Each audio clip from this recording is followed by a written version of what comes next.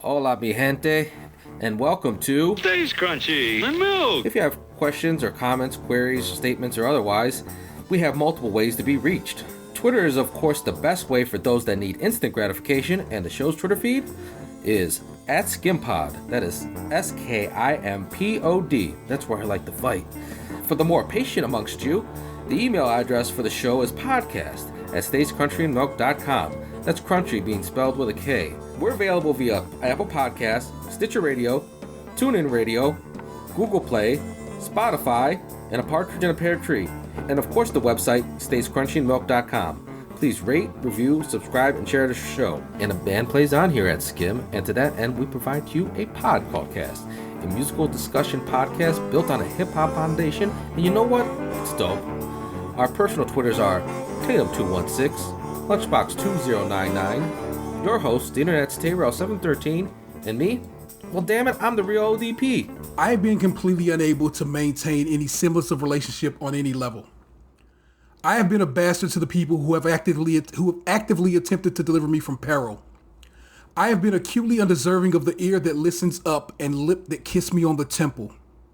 I've been accustomed to a stubborn disposition that admits I wish history disassembled. I have been a hypocrite in sermonizing tolerance while skimming for a ministry to pretzel. I have been unfairly resented for those I wish that acted different when the bidding was essential. I have been a terrible communicator prone to isolation over sympathy for devils. I have been my own worst enemy since the very genesis of rebels. Today I pulled 3 ghost crabs out of rock and sand, where the low tide showcased the promised land. I told them you will grow to be something dynamic and impressive. You are patient, you are gallant, you are festive. Then I let them go. Oh. That is from Aesop Rock's 2012 album, Skeleton. That song is called Gopher Guts. And that is the closing verse on that song. And it goes. I want you to know what I'm saying. I know Aesop is a little more esoteric for some, but I'm telling you right now, you might want to fuck with my man Aesop Rock. I love that shit. But hello, and welcome to Stays Crunchy and Milk, episode 361. I am joined by the man of 1,000 nicknames. The artist formerly known as Chesterfield Rockwell. It's the 216's own Tatum. I wanted to say something clever, but I totally forgot what it was. Clever enough. We're also joined by the man who often wonders, why must he be like that? Why must he chase the cat? It's Lunchbox. Just trying to hear that Nothing but the dog and him. I'm sorry, just trying to what, sir? Ruined. It's over with. Sorry. Man, you're a habitual line stepper when it comes to my parts. But the thing is, I can't redo the delivery when I'm halfway through and then you just start talking over me. I was trying to be polite at first, but Lord knows you don't know what I don't think you know what the Atomic Dog was, because you didn't go jump right in like, why must I chase the cat? Or nothing but the dog. I know the Atomic Dog song. But the problem is I have to hear what he says and then think about something to say back. It's not like I knew what was coming. Man, Atomic Dog is in my balls. I know that song like the back of my head. Like I know the song. They used to play that shit at all the white barbecues. Really? I would never thought Atomic Dog was a white barbecue banger. Back in the day, like the one church over in Slavic Village that my grandparents would go to on Saturdays, they would do a yearly festival. And I remember the one of the last times going there, like walking around. It was like a rib cook-off kind of thing, like in the back with like carnival games and shit. Yeah. I remember Atomic Dog playing up in that bitch. Huh. And like, I'm mad. I'm impressed. Yeah, like white people are hip to Atomic Dog. I feel like mostly, like especially after like during a certain age, mostly white people only knew about Atomic Dog. Really? Like, I kind of feel like we're also joined by the last of the Go to Cookies, the suburban Puerto Rican. It's my homeboy, the real ODP, Gabe. What's good, champ? It's teaser time. My 9-year-old called me racist. Is she right? You would be the judge. I mean, you do say a lot of shit about my people, so. We even gave you a card to come into the club. Targaryens? So please proceed, Anthony. So, okay, so, yes, a lot of black people know about Parliament Funkadelic and stuff like that. But just like with any other music, like, I bet you if one of us went to George Clinton's Instagram page and just look at the top 5 of his followers. Man, you know what? When I was in college, I knew this because I worked in the library, and indeed, there's this white girl who fucking loves some George Clinton. When she went and hung out with him at his show at like the Playhouse or something, and got high with him. So I went to that show. You're right. A lot of white stoners love maggot brain. Damn. My man Tiny put me on fully to the body of work of Parliament. So you ain't even lie. That's my man who drew the original Stays Crunchy and Milk logo back in the day. He put me on to Parliament back in the day. Because he knew I was listening to like Dre and, you know what I'm saying, West Coast shit that had his roots in Parliament. And so he would put me on to it. What you grinning at, old man? I see you smiling all big. I'm looking at George Clinton's Twitter. I'm laughing and smiling because I think it's hilarious that we're over here like saying that I don't know Atomic Dog, but motherfucking George Clinton, 79-year-old ass George Clinton, has 100,000 Twitter followers. Hey man, he's no baby. He's got a fucking link for a tour on here. I mean, I'm sure it's like dated, but. No, he's got 2021 tour dates for the United Kingdom. Oh, wow. So, the UK is getting down with the dog. His #1 follower, I love George Clinton. No one remembers that. Never mind. I remember, like, my dad talking about, yes, he was into it, but he was like, man, I was just trying to be, you know, how did he describe it? He was into like acid rock.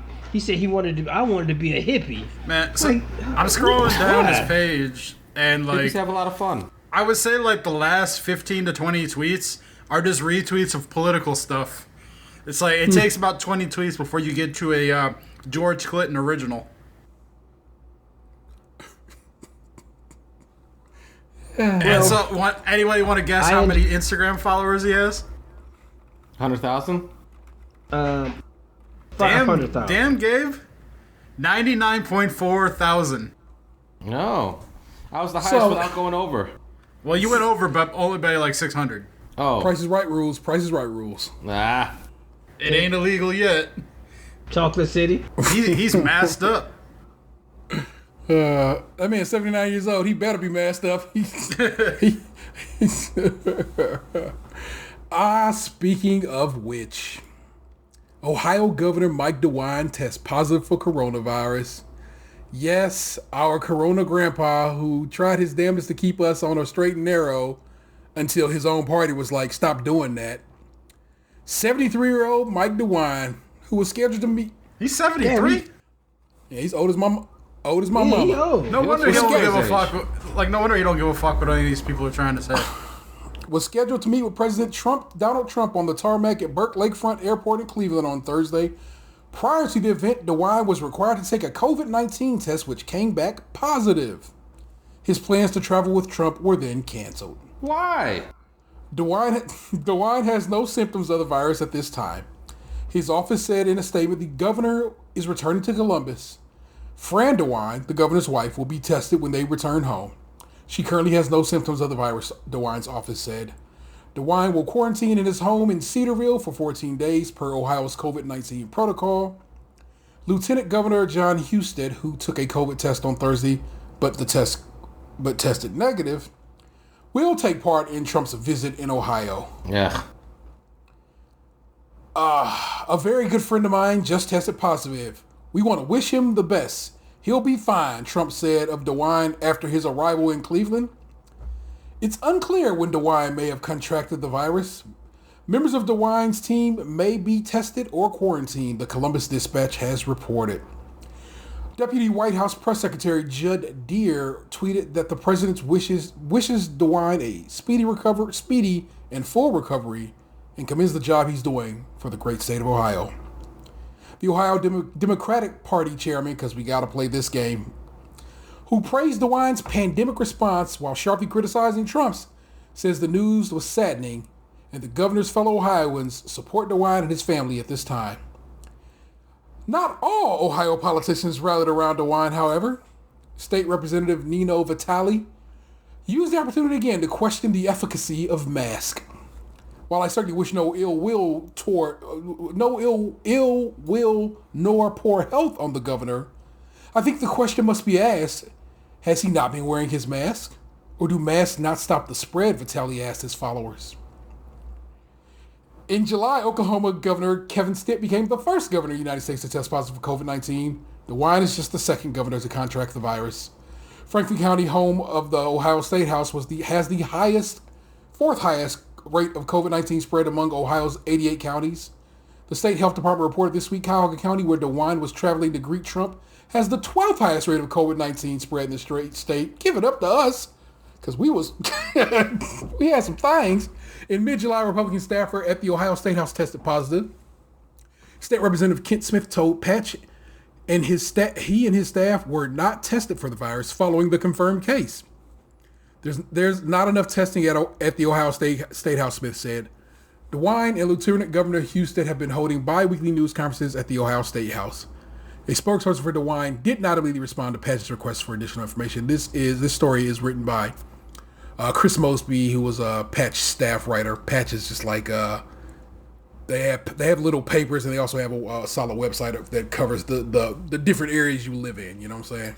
Like they have one for the city I live in, Patch, and they probably have one for the city Ant lives in, Patch. You know what I'm saying? So you get your little extra local news. So speaking of some mask, did y'all see the video of the man who smacked the absolute fire out of a Burger King employee? No. That's in the chat right now if y'all want to take a peek at that, but I'm going to read you the story. This is from Black Sports Online. Unsure why Black Sports Online is covering this, but I'm never going to disrespect them because they cover good news. This is by Nathan Addison. It was published 3 days ago. Wait. Hold on. Back up. The Black Sports Online, wasn't the owner that ousted for sexual harassment like a month ago during the whatever the Me Too reboot was? Good. Then this is an even more safer of news site to read because they don't got bullshit leadership anymore. So I didn't say he was ousted. I said he was outed. I thought you said he was ousted. No. I thought you said ousted. I'm sorry. I said outed. I apologize for misspeaking if so. He had a bunch of former, I guess, employees. I don't know if he pays them or not, but he had a bunch of former writers say that like he tried to, force them to do things like on business trips, like covering the NFL Combine and shit like that. Well, I'm gonna go over this first story first, and then we're gonna slide over to that because guess what? At the top of this page, it's a letter from BSO founder Robert Littell. So we'll come back to that. But this video shows a man. Do we know any good Robert? Robert Paulson. Parrish? I know one we work with, but is he good? Or do I just? Well, Dirty Billy. my man, who I'll beep out. He a pretty good bro. He's always been nice to me. How about that? But like many Karens who can't get their way when it comes to food, Burger King Bobby didn't stop as he slapped a Burger King employee who was trying to calm him down. It appears in the video that the man who is identified as Austin Addison is fed up and demands to see an alleged thief. In a viral video on social media, Addison is seen inside of a Burger King yelling at an employee who looks concerned. Seconds later, Addison slaps the employee and walks out as if nothing didn't happen. That is a bad sentence. As if nothing happened is how you want to write that sentence. The employee tried to warn Addison he was on camera, but that didn't matter since he took his anger out on him. It's not clear who the woman Addison is referring to, but it's very clear she's an employee who might have been in the back. Nevertheless, Burger King Bobby just made it okay for Karens of the world to slap even their own if they can't have their way. Since the incident, Addison deleted his Facebook account. He has also been fired from his job. Turns out he worked at Harbor Freight and Tools in Butler, Pennsylvania, outside of Pittsburgh. What? And like I said, service. if you see the video, like I said, it's in the chat. You can look at that video. He slaps the absolute terror out of that man, and it is so fucked up. And he not only has been fired, but he also has been arrested and has multiple charges against him. So yeah, he going to jail. No, I could tell just from the still. Just screaming at dude. It was wild for the night. But I was like, I don't know. I was astounded.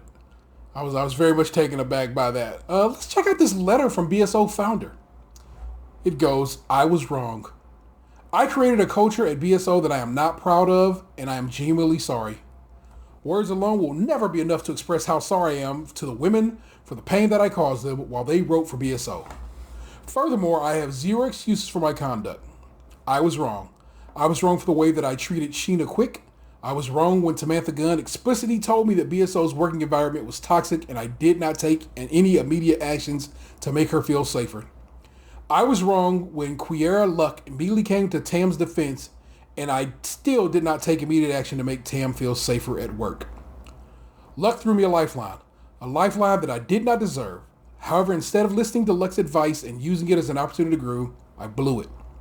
Instead of listening to Luck's advice, I arrogantly pushed forward. When I created BSO, I wanted to distinguish myself from the rest of the media playing field. I intended to create a brand for us. So it has been extremely difficult for me to accept that I can directly contribute to the problem that I am supposed to be helping to change. I failed. Believe black women. Period. I've individually reached out to Tam, Luck, Sheena, and others to express how sorry I am. Unfortunately, my apologies were years behind schedule. I hope that I have an opportunity to repair these relationships and friendships. However, if they never speak to me again, I completely understand. They would be justified not to. Without self-reflection, there is no growth. While I have grown personally and professionally over the last several years, it does not excuse the mistakes I made in the past. Part of growth is recognizing those mistakes and trying to make things right, but instead, I just moved on, not realizing the hurt I left behind. No matter what you are doing in the present, that doesn't excuse your past. Actions speak louder than words. Moving forward, I will do better. I can promise you that. I won't hide behind a pre-rehearsed apology either, because I do not want to be that person. I am accountable for my actions, or lack thereof, and I will continue to hold myself accountable in the future. In 2020, BSO was one of the leading voices of the black community during this very troubling time in our country. I hope that people who I let down and failed will look to my actions and will change and will give me a second chance to prove myself worthy of that voice. The percentage of black people within the industry is so small that I want to do my part to be a positive force moving forward.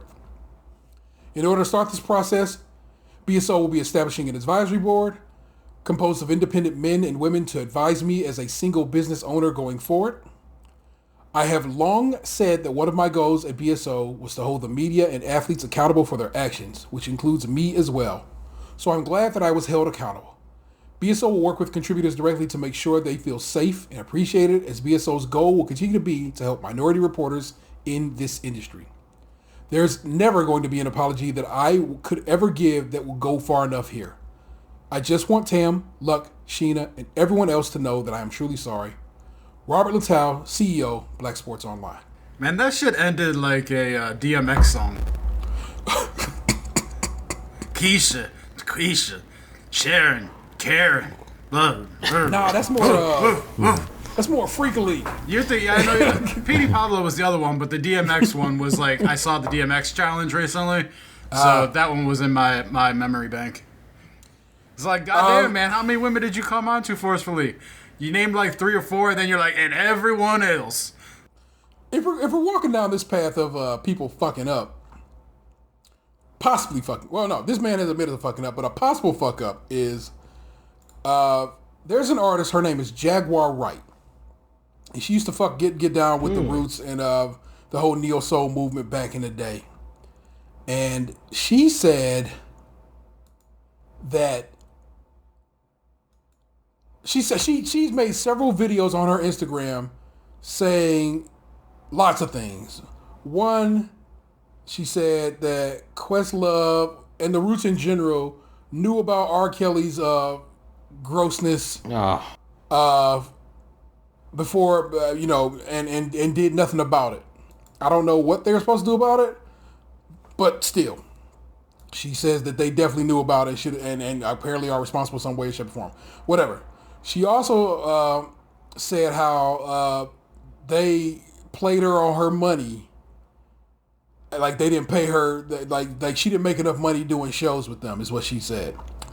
And she also was upset with Questlove's tribute to Malik B, who passed away, because she felt it wasn't I don't know. I guess she felt it was underwhelming, and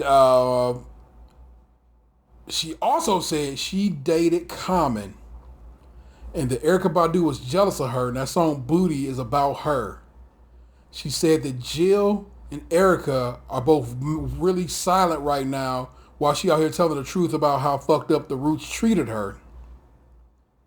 And then on top of that, she said she dated Common, and that one time Common was trying to, get down, and she was like, no thank you.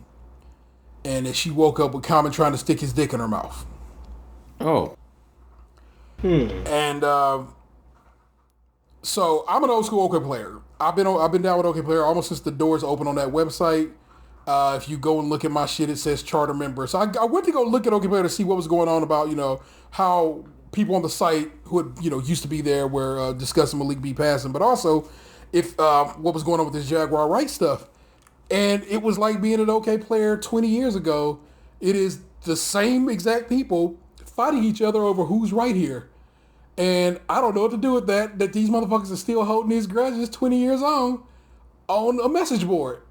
Because we used to just talk about music on there, but basically it was, OK Player was chopped up into various boards. It was a sports board, there's a movie board, there's a high-tech board, which is basically where we talk video games. There was the lesson, which is where you talk music. And then there was general discussion. General discussion, it was weird just to go back to OK Player and see these people fighting a battle from 20 years ago. But also, in the lane of my man from BSO, if we are to believe black women, this makes Common possibly a sexual assaulter. Allegedly, I guess that's what we will throw it out as. Even though that was his at the time they were together, it's still sexual assault. Just is what it is. It's just partner rape is, I believe, what they call that. Yeah. This is like the Aziz Ansari. What would be like a scientific way of saying it? Like the Aziz Ansari theory?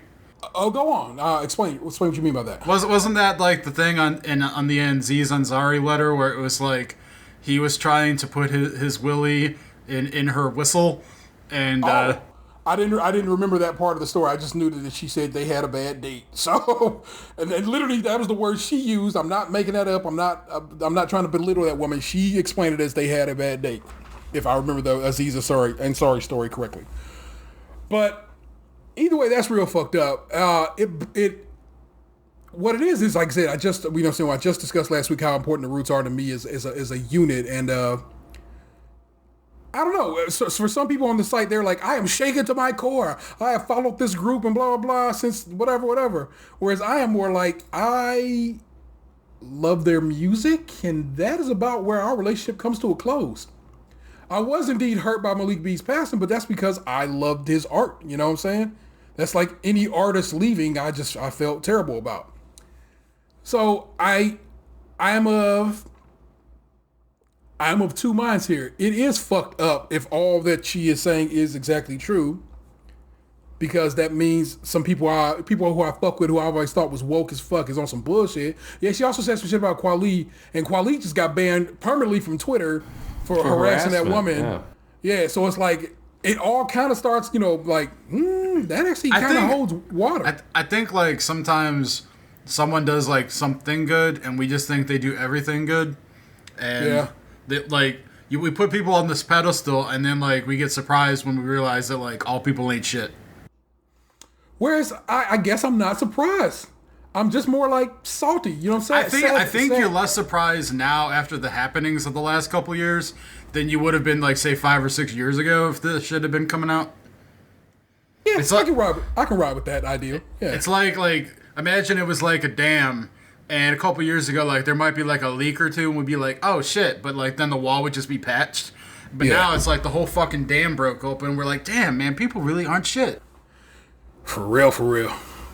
Well, I kind of feel like, yes, people aren't shit, but at the same time, like, me and T, I kind of touched on this earlier about kind of canceling culture, and about how, like, I understand what Common did. There's no excuse for it, but at the same time, like, what happened after that? Did they talk about it? Was it something that, like, is that truly something that the internet should be should be really privy to? Like, You were asking, is that something they spoke about afterwards? Good question. Did they come to good terms about it, or was that her where she was like, fuck it, we breaking up now? Who knows what came of that? Yeah, I just kind of feel like when you are with a person, like, and if they were legitly together, like, that's they're yes, he was more wrong, but that's kind of like a little messed up. It makes on me her wonder, part. like, why you're telling all the rest of us if it's your, like, if this is between you two. So yes. what it appears to be is what it appears to be is she was truly hurt and is truly hurt by the loss of Malik B. I guess she considered him to be a real tight person in her life. She felt that the Roots had been doing him dirty by when they kicked him out and just basically said he was just a drug addict and basically told the world that he was a drug addict because they had a song called Water on their album Phrenology, basically saying, hey, you're on drugs and that's the problem. That's why you can't be in this group. You know what I'm saying? And she was like, Quiet as Kept Malik B wrote Black Thought's Rhymes, which is just, everybody was like, everybody kind of knows her that one quickly because it's like, we watched Black Thought now for years, literally sit and write rhymes sometimes, like just right there, you know what I'm saying, in front of people. So people on that one was like, that one is a bit of a Mr. Fantastic, so I'm gonna go no on that one. But like I said, some of this stuff matches up with what was going on with that website, okplayer.com. It's another reason people probably shouldn't be on their website. Like Rod and Karen from Blackout Tips have a very active Facebook group for the podcast, and for just a moment they were in there, but after a while it became like everybody wanted them to complain about everything and so forth. They finally just had to be like, no, thank you. This is y'all's, and y'all take care of it. I won't be in it. But back in the OK Player days, that's not how it worked. Questlove was very involved in that website. He had paid for it. He paid the people who ran it. It was a thing, you know what I'm saying? And because of that, because he was so involved, he oftentimes would play favorites with people, take people to eat and shit like that, you know what I'm saying? Kick it with people, and other people be jealous of that and so forth. And a lot of people still hold that grudge from that shit to this day. Which is why, like I said, you hear this, it's like, some of this shit holds water. And like I said, Dan, you are right in that I probably have grown a bit as a human being to understand that people ain't shit. So that's why I'm not taken aback by this. But I'm still like, man, look at that.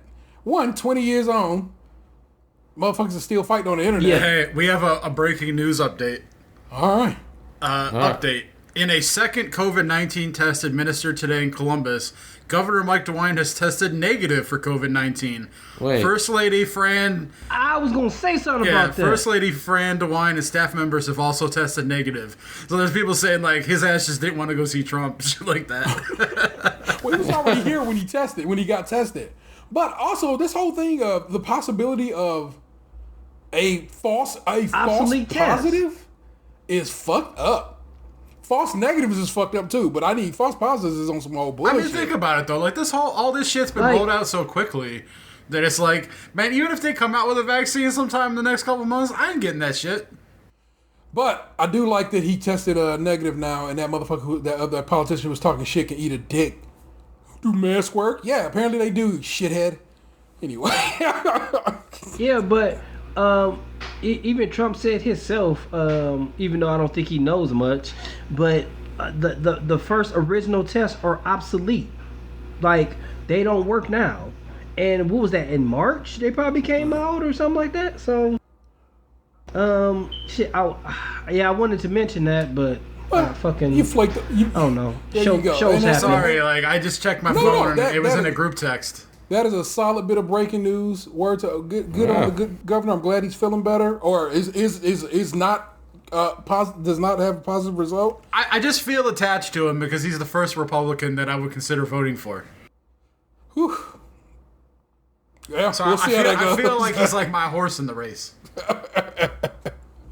Well, there's where that is, but yeah. Well, we can just wrap it up that people ain't shit. And speaking of people who ain't shit, guess what? Ellen DeGeneres ain't shit. We talked about that long time ago. But We're now, ahead of the curb. Now we got some stuff to back it up with. Ellen DeGeneres' show, Workplace, to be reviewed by Warner Media.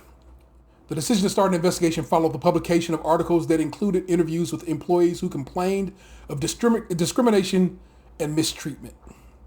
Warner Media has started an investigation into the workplace environment of the Ellen DeGeneres Show, the syndicated program that has been a staple of daytime television since 2003.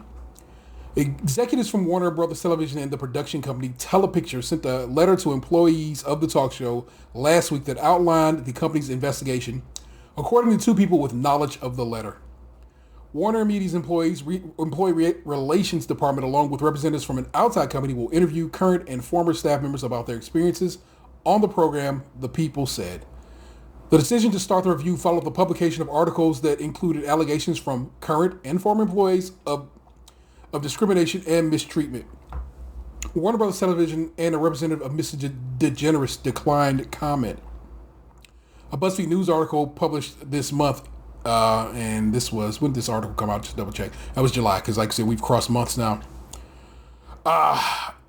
Describe what is called a toxic work culture in the article. Former staff members said they face racism, fear, and intimidation, and laid most of the blame on three of the show's executive producers, Ed Glavin, Mary Connolly, and Andy Lasner. Former employees said they were fired for taking time off for medical leave or bereavement. Black employees said they experienced racist comments. One said that one of the show's writers had told her, "I'm sorry, I only know the names of the white people who work here." Wow. In a joint statement to BuzzFeed News, Mr. Glavin, Mrs. Connolly, and Mr. Lasner said, "For the record, the day-to-day responsibility of the Ellen Show is completely on us. We take all of this very seriously. We realize, as many in the world are learning, that we need to do better, are committed to do better, and will do better." Variety first reported on the Warner Media investigation. I don't care about the rest of this article. It's basically just blowing smoke up Ellen's tush. So I'm leaping still, but come down, MC Red. Next story I'm telling you about is from the Washington Post. This is an opinion piece written by Kevin T. Porter. You don't know who Kevin T. Porter is, but I know who Kevin T. Porter is because I listen to a couple of Kevin T. Porter's podcasts. And Kevin T. Porter is basically the person who got the engine running on people talking greasy about Ellen. Because Kevin lives in Hollywood and has friends who have worked on that show who would tell him that bitch is crazy and that whole environment sucks ass. And he would write about it on his Twitter, and it kind of got steam. And that's why people started writing stories about this shit. So Kevin is basically the epicenter of all this shit right here. Kevin T. Porter is a comedy writer and podcast host. For nearly 2 decades, Ellen DeGeneres has been television's queen of nice. Now her reign might be coming to an end, and the kindness she wore as a medallion might become the millstone around her neck. That is a good sentence. The name of this opinion piece is Ellen DeGeneres turned kindness into a brand. Now that brand might bring her down. Forgive me. Again, this is by Kevin T. Porter. After years of not-so-muffled rumblings in the television industry that DeGeneres' characteristic kindness existed only on camera, BuzzFeed reporting last month put on the record allegations of a toxic culture marked by racism at the Ellen DeGeneres show. DeGeneres responded to the reports in a blame-shifting letter to her staff saying, "As we've grown exponentially, I've not been able to stay on top of everything and relied on others to do their jobs as they knew I'd want them done. Clearly, some didn't. That will change, and I'm committed to ensuring that it does not happen again." Hours after DeGeneres' statement, further reporting from BuzzFeed added accusations of sexual harassment at the show. Former celebrity guests Brad Garrett and Leah Thompson noted the hollowness of her response and that, of course, the culture was created from the top down. Garrett even said he knew multiple people treated horribly by her. Common knowledge. Now, DeGeneres reportedly wants out of her namesake show. That's a TV show's work. That a TV show's work culture is rotten, or that a powerful celebrity is difficult or demeaning, shouldn't come as a shock in 2020. So why does the fallout here feel far more dramatic than in comparable cases? The depth of the offenses lies in the gap in between the marketing of the Ellen and the accounts now coming to light about DeGeneres. DeGeneres' persona is linked inextricably to kindness. She ends every episode of her show with the sign-off, "Be kind to one another." So when reports allege that her reaction to witnessing on-set abuse is to giggle and joke that they had an extra sting, a head writer allegedly propositioning employees for sex doesn't comport with the uplifting stories of normal folks' viral niceness that Ellen features. And racism and sexism would certainly be out of place in her Be Kind subscription box, which at $54.99 features DeGeneres curated products that she loves that also do something kind for the world. Even viewers who didn't subscribe to the Be Kind box, though, thought they were getting an equally curated product anyway, a show that offered them a place of safety, pleasantness, and unflagging congeniality. For 17 seasons they did. Now audiences are realizing this product is defective. Cracks in the kindness had opened up before. Her chumminess with former President George W. Bush struck some as amoral. But she nipped any criticism by repackaging their friendship as an example of being kind to people who think differently than you do. The explanation fit within her brand, and viewers were likely to look past some tricky morality to keep their uncomplicated happy place. Less brandable was November's on-air dust-up with Dakota Johnson. This is what I talked about when we last discussed this, in which DeGeneres playfully accused the actor of not inviting her to her birthday party. But Johnson countered, "That's not true, Ellen. You were invited. Ask everybody. Ask your producer." DeGeneres, suddenly insincere, squirmed, and the rest of the cringe exchange became an infinitely memeable rebuke of the whole Ellen ethos. But the ethos can be redeemed, and DeGeneres with it. Even amid today's high-stake cancellations, true reform is possible, though it requires not brand kindness, but the real deal. We saw it with Jimmy Fallon. When confronted with a past Saturday Night Live sketch when he wore blackface, the late-night host devoted an entire episode to conversations with the head of the NAACP and Don Lemon in an effort to own his past. It was awkward, a little stagey, and not that funny, but it was something resembling accountability in its own imperfect way. It was kind. So what would authentic kindness look like in the DeGeneres situation? Well, nothing like what she has done so far. Her lone statement was too gymnastic to count toward any atonement, and her framing her show issues owe to her lack of involvement, not because she shaped the culture and passed it down. Her wife passed the buck even more brazenly on Instagram, attributing the negative press to bot attacks. But assuming some real kindness lives under all the marketing, imagine what the next step for DeGeneres and her show could be. She could choose not to cut and run, but instead have vulnerable conversations with ex-staffers who felt wounded by their time on the show. She could talk to experts about what it takes to practice actual kindness. She could even lighten it up and have a reunion with Johnson to show some measure of self-awareness. This controversy has created an opportunity for DeGeneres to clarify, to understand, to listen, and to learn.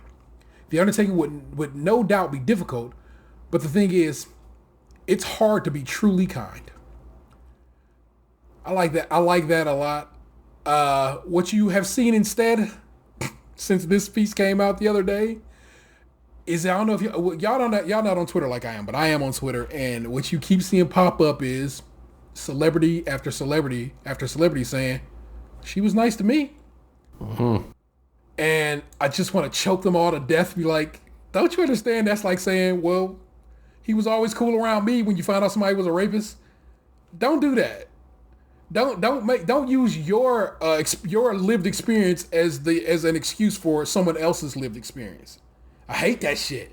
It's unnecessary. It's disrespectful to fucking those people's, like I said, lived experience, and it doesn't do anything. But like I said, this seems to be seems to be like her people putting this forward. Like Jay Leno came out of nowhere, like talking about, I won't listen to hearsay. 40 whatever years of friendship, and I know Ellen's a good person, and blah blah blah blah. Yes, you do know she's a good person because she's good to you, dog. But that don't mean she was good to everybody else, and that don't mean her operation is good. And well, I think it was I know it was a celebrity who said it recently. That I was listening to a podcast, and it's like, I don't go by how you treat me. Because I often have something that you want or something I can give. It's the people like that I see, like if we going out and you treat a bartender like shit, or like or a waitress, that's who I judge you by, not by somebody who can do something for me. So Yeah. I mean, of course she's treating celebrities, and I mean, I guess most celebrities nice, and Jay Leno nice. You can do something for her career, but the people who can't do anything for her, like pretty much her, her staff and other things like that. Yeah, she was probably treating them like shit. It's like so obvious that I'm like, bruh, what did you do? But I mean, we all know the world is not a big fan of Jay Leno either. So. Yeah, didn't he just get a lot of backlash for saying that shit? Well, in general, since the whole Conan situation, he has not been a well thought of or well liked person. He really kind of single-handedly kind of fucked NBC. Like they really were going through it trying to keep him happy, and that's really more their fault than anybody else's. They didn't have to do that. They could have just been like, nah, dog, you fired, keep it moving. But they argued against themselves and fucked it all up. But yeah, I guess being kind is we all say it, but it is indeed tough to do. It's hard to forgive. It is hard to be better than the next man, and so forth. But I guess people hold in her instance, like I said, like Kevin wrote, like. That she built her brand on that, you know what I'm saying? Whereas we all know, because we literally just discussed it, celebrities be on that bullshit. Can't trust them. Can't trust it. And so we don't. But a lot of people do. And a lot of people love them some Ellen. So, can't call it. A lot of moms disappointed. Or a lot of moms who will never know that this happened. Because they just ain't plugged in like that, you know? No, it's true. Yeah. That's me, man. That's my portion of this program that has taken up a good 40 some odd minutes, man. I leave it to you all, the best of this industry. And of course we start with Anthony because he's alphabetically at the top. I am. So my girlfriend sent me a text message and said, you should talk about how the Subway got a McRib now. Subway has a McRib? Of course, it's not a that McRib. Should look like a McRib, but I too have saw Subway's McRib. Tell me about this McRib. Subway. I'm going to look it up. Rib Sando.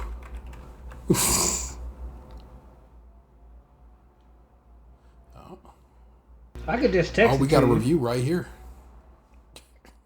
Yeah, that shit look like a McRib too. It looked just like it. What's the review have to say about this? It's in the chat. Subway launches new barbecue sandwich.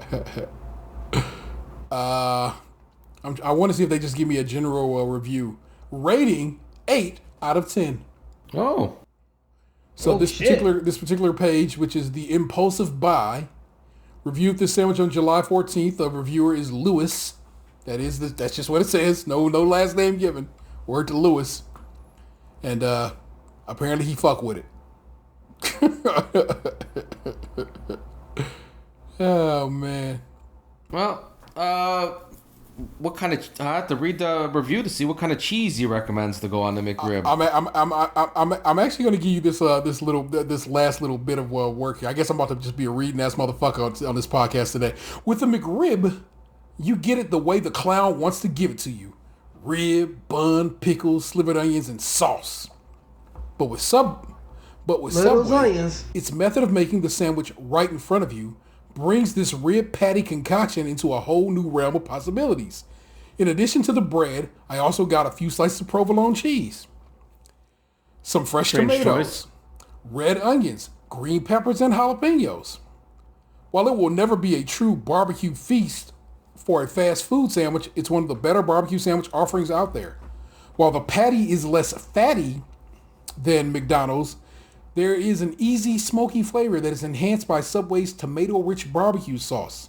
Combined with the melty provolone cheese and various vegetables, it's like a barbecue dinner in a bun. So there you go. That's a very high praise for a McRib knockoff. Bro, I really appreciate a motherfucker who can put it down on paper. Their how they felt about something. You know what I'm saying? I can kind of rah and talk about, I think something's cool and why I think it's cool, but to be able to so eloquently put your words down, you know what I'm saying? Explain why, this is why I fuck with this sandwich. I respect the hell out of it, man. I remember once upon a time, like when I heard the McRib was back, I'm like, I don't care who won it, I'll buy one right now. But then nobody bit. Nobody wanted to eat a McRib, I guess. But what other products do you think that another fast food place has brought to our lives that was better than the original? The Popeye's chicken sandwich. Yeah. Hands down, truly, still, it's the best in the game to me, bruh. It just is. It's not better than better than the Wendy's chicken sandwich. It is to me. Okay, there we go. I think that's it is the caveat. too. I respect the Wendy's spicy chicken sandwich. Wendy's spicy chicken sandwich is too sometimes, because you'll get it sometimes, and that bitch ain't spicy at all. It never even met spicy. Don't know spicy's cousin or nothing like that. But then you get the right one, just the right one. It's real right though, and it's hot. Not just hot, hot temperature wise, but also spicy as fuck, where it got a little bite to it, and you're like, hell yeah, that's the good Wendy's chicken sandwich. It's like fucking edibles. It's like weed, you know what I'm saying? This piece of edible ain't got no THC in it. This one's full of it, and I don't like that here and there of it. You know what I'm saying? Whereas I've had McDonald's McChickens from the dollar menu that have been spicier than the Wendy's spicy chicken sandwich before. Whereas I haven't Popeye. Every time I've had this Popeye spicy chicken sandwich, when made correctly, caveat, it has been spot on, and it hit. It's too good, and that's why I don't. As a person who worked at Wendy's and has probably had a Wendy's chicken sandwich for a lot of your life. I get it. A lot of years. So, I had it free. I paid for it myself. And it's just better. Popeyes is so inconsistent as a whole that I would not go in there to try it again. I mean, it's hard enough to order anything from Popeyes, but that's just the nature of the beast. Like, sometimes you get the best shit imaginable, and sometimes you get yelled at and you think you might get stabbed. When we went together to get that sandwich, yours was the only one that was made right. Dude, it's crazy, too, because, like, I'll see YouTube videos where people try to get the chicken sandwich or anything from Popeyes, and it fails not every time. It's just someone that sounds absolutely disgusted that the person's there or calling them on the phone, It sounds like they hate their job, and like just knows that like no matter how bad they are at customer service, that the fucking chicken is so good that the people are gonna come regardless. Our sandwich was toasted on the wrong side of the bread. Yours is the only, like, I know Harry Buffalo does that to to put their little buffalo on it, but yours was the only one made right. Like, yours the only one that was sauce appropriate. Out of all the people that was in front of us that probably had fucked up sandwiches too, they was just like, they got that beautiful bearded man. We gonna make it well, the right way. Did you see though too that like she didn't even want to admit to me at first that they had the sandwiches? Remember No, me and you was in the. We were in the. When we were back there. She sounded absolutely disgusted that we asked if they had the sandwich. Like, god damn it! Like, you mean I gotta go tell these people to make this shit? Well, don't you want some of the chicken that's already here on the rack? Yeah, that dude that was only getting chicken, like for real, was mad. He was just like, I just want to get some fucking chicken. Y'all over here getting this sandwich? But yeah, I had Popeyes talk me out of waiting for the sandwich. It's like they should have did that. They should have respected your guys. They said, what did they say? It was gonna be 10 minutes, and I'm like, fine, I'll wait. It's like, you're gonna wait 10 minutes for the sandwich? I'm like, fine, I guess not. Think every restaurant's had to do that.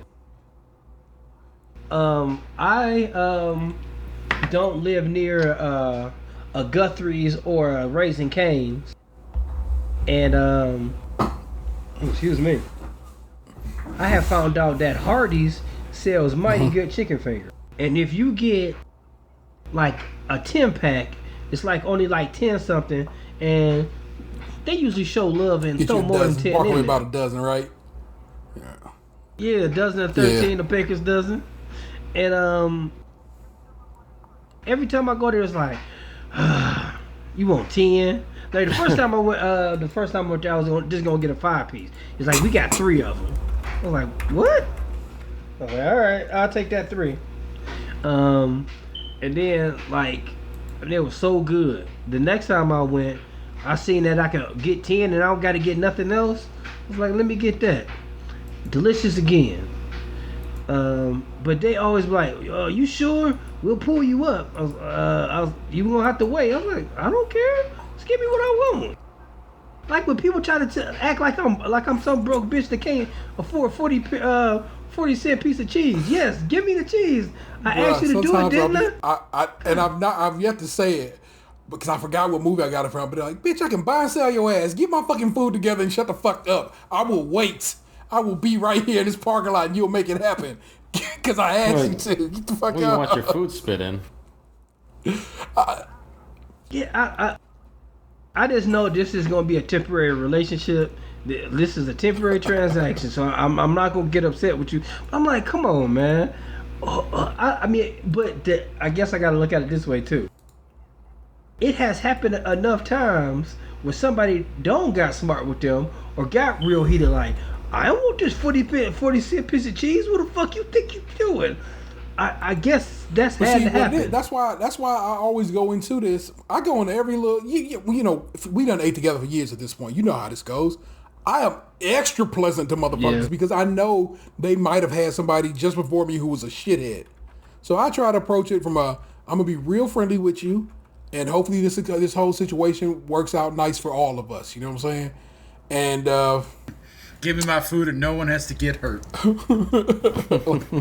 like, please don't make me have to pull it. But I don't know Pop. What other food experiences y'all have where y'all think it is something that's been better than the OG, the original, the one whose style is biting. Okay, I can tell you one. Okay. I can tell you one that's not. Go ahead. The Burger King imitation of the Big Mac. Son of a bitch! You ain't fucking with the Big King. That's funny that I didn't call you son of a bitch. I'm just like surprised, like son of a bitch. Dude, I don't know what the fuck you just said, but okay. I think I that heard really the son of a man. bitch is the only things that came through my headphones audible. You just made me laugh, liquor on my nose. Don't do that, God. That burnt like a motherfucker. I was just so surprised because at the same time we're trying to talk at the same time, and I let him go, and I was about to say that I'm going to be controversial and say that the Big King was better than the Big Mac. Well, please present your argument. Well, the taste is better, and I don't know. I don't like the way the Big Mac lettuce is. You don't like the shred? The shreds. Yeah, I don't like the shreds. They get all over the place. I like. I'll be honest. I feel Burger like King's bread better. I feel like the shreds are lazy. Yeah. They do whole leaf on there. I think they're chicken selects. But I feel like that's one of the only ones they do they whole leaf on. Everything else is shredded lettuce in McDonald's, right? Yeah, pretty much. I think so. Yeah. What else has lettuce besides the Big Mac? I think you can the get the McChicken? McChicken has it, but like they use the shreds. Yeah. Okay, I so can confirm. I can confirm that because I had it 2 days ago. Okay, and the selects get whole leaves. Yeah, because it's supposed to be like they're fancier. We're giving you actual meat now burgers. But when it comes to the McChicken, one way I plus it up is I ask for a well done, We lost you and I again. add pickles. The suspense is killing me. I That was gotta it. know. I you like can't hear how me? the picture froze too. Like, I was trying to get the picture in time, but you unfroze just as the picture. I took the picture. It was so perfect. All right, I'm sorry. If you could repeat what you just said all over again, because we didn't hear it. Okay. What I was saying was that you ask for a well done, and you add pickles. that's what I do. I get it with lettuce, mayo, and pickles. Dude, I don't know like what happened to me in the last year, but like I went from like only want to eat pickles on the sides to now I love pickles on burgers and chicken sandwiches and stuff. Welcome to Somewhere the my scene. palate changed. Welcome to it, bro. Maybe I'm pregnant. I think with your love of heat, you've been picking up because most sauces are vinegar based. That is true. So maybe you've just grown to kind of pick up the flavor of vinegar and things that you like. Because you didn't like mustard at first either, right? No, I've always liked mustard. Okay. Like I've always preferred mustard to like It's ketchup only on Keita like hates yellow burgers stuff. and hot dogs and stuff. But that's the thing. Like if I get a burger from someplace now, I get it without ketchup. Like my preferred actual condiment on a burger is mayo, or a nice like zhuzhed up aioli of sorts. Yeah, I do like mayo. Matter of fact, when I was at the store the other day, I was looking at some of the premium plussed up mayos. It was like, kicking jalapenos, and I was like, Yeah, I kind of I wanted had to a try Chipotle it. mayo in the fridge that I used up a couple weeks ago. That sounds good. Now you guys are making me hungry. I might have to do a midnight snack at this after this podcast. Everyone will be sleeping. That's the way to go about it, man. What's your favorite midnight snack, Gabe? It's not my favorite, but it's open is Rallies. Oh, are you talking about going out hitting Man, the Rallies is such a hit or miss proposition. Rallies, the Popeyes of burger chains. But with Popeyes, the hit or miss for me is always the service. Yeah. With Rallies, the hit or miss comes from the food. True. But Rallies, you get a lot for a little. You do, but is it worth it? Like I've had burgers at Rallies that tasted like the most delicious thing I've ever had, and then I've had burgers at Rallies where it was 80% bread and 20% meat, and then I've also had burgers at Rallies that tasted like I was eating a salt lick. They do have some salt on. They must get a bargain on salt because all their shit is salty as fuck. Yeah, heavily preserved those are. The thing I usually get if I do go to Rallies are the fries, and I kind of feel like over the last 5 years they've just been not good. Yeah, and they've way been too going greasy. downhill. So Exactly. So They used to be crispy and peppery with almost like a Arby's straight fry, But then the last couple times I got them, they've all just been squished into a cup, and it feels like the person just didn't get any of the grease out of the fries and just jammed them in there. So you like pull out this greasy potato ball. I have a theory that they ain't even potatoes anymore. It's just flour, salt, and pepper, and they fry it up. It's like it's cheaper than potatoes. They won't know. You're better off going to the store and buying a bag of out of the frozen section of the Rally's fries and cooking it in the oven. Yeah, put that oven on 450. Have y'all ever done the method of heating up a piece of pizza, putting it on a pan on the stove with a lid over it? No, I've not done that. So your bottom of your crust gets a nice little snap to it, but your cheese melt because you get the convection of the heat going. Of course, it takes longer than doing it in the microwave, but it really do spruce up a slice of pizza. Cold pizza. When I first moved out of my mom's house and with my buddy, a couple months into me living with him, we had leftover pizza, and my entire life had consisted of putting the leftover pizza in the microwave the next day if it got warmed up at all. Yeah. And he put it in tin foil and put it in the stove, like in the oven, and it fucked with me. It was like when Gabe told us about heating up the taco shells. I was like, what the fuck are you doing? And then I had it, and I was like, why the fuck was I putting this in the microwave my entire life? Why'd you tell me the cheese was so good? Goddamn right. Yeah, it was like that. Tastes so good, made me want to slap my mama. I gotta say that taco shell thing really did. It's one of my it's a life changer. I was trying not to say life changer because I didn't want to make it so dramatic, but I couldn't find a better term for it. It really does. It really does change it up. What can you do? Tacos are so. I look forward to. I look forward to taco night now. I thought about it today because that's what I had for dinner tonight. And don't nobody want to eat no raw ass taco shell. It just changes the whole consistency. Yeah. Well, let's let us reflect. About the Subway McRib. We began this with the Subway McRib. We then went to copycat foods at other restaurants that bang harder than the original. We then slid to how to make your leftovers punch up a little harder. And now we are at Daniel. Tell us about your day's adventures or whatever you wish to share with us. Today's adventures weren't really noteworthy for the most part, so I was actually going to talk about the Marty Jannetty thing. Holy shit. I'd like to talk about this. So, for those that don't know, yesterday, as of recording this, Marty Jannetty, former big-time wrestler, original one half of the Rockers. He is the man, if those who know the infamous barber shop scene where a man got thrown through the barbershop window. He's the one who got thrown through the window. And if this internet post is anything to be taken seriously, probably with good reason he was thrown through that barbershop window. Because yesterday on Facebook, Mr. Jannetty seems to have admitted to a murder, and which is now being investigated by police. That I guess, I don't know, I'm not sure how old he is. I'd have to look that up, but I would guess probably happened at least 40 years ago. Because it says it happened when he was 13, and he's probably old as shit because that rocker stuff happened in like 92 or something. So yeah, he's probably in his 50s at the least. Go ahead. No, go ahead.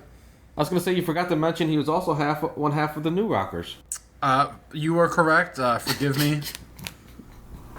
So sorry about that. I will read the original post, and then I will read the follow-up after. So there's a lot of reading to everyone on the show. This is story time with Skim today. That's what it is, man. We do it sometime. Yeah. So this is the original post, and I'm probably going to edit out some of the words I don't feel comfortable saying. But he says, quote, "I never told no one this, even my brother Gino, because Gino would have killed him, and I didn't want my brother gone. Hell, he'd only recently come home from Vietnam. I was 13, working at Victory Lane's bowling alley, buying weed from a F-word that worked there. And he put his hands on me. He dragged me around to the back of the building. You already know what he was going to try to do. That was the first time I made a man disappear. They never found him. They should have looked in the Chattahoochee River. Chattahoochee. Oh, Chattahoochee. My bad.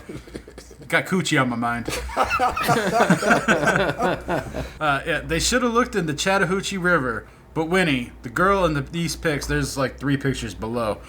I likes you so damn much. Probably my favorite.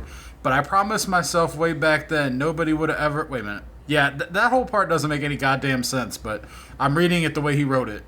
But I promised myself way back then nobody would ever hurt me again. That includes you. I loved you, but you hurt me with your fucking Jamaican jealousy.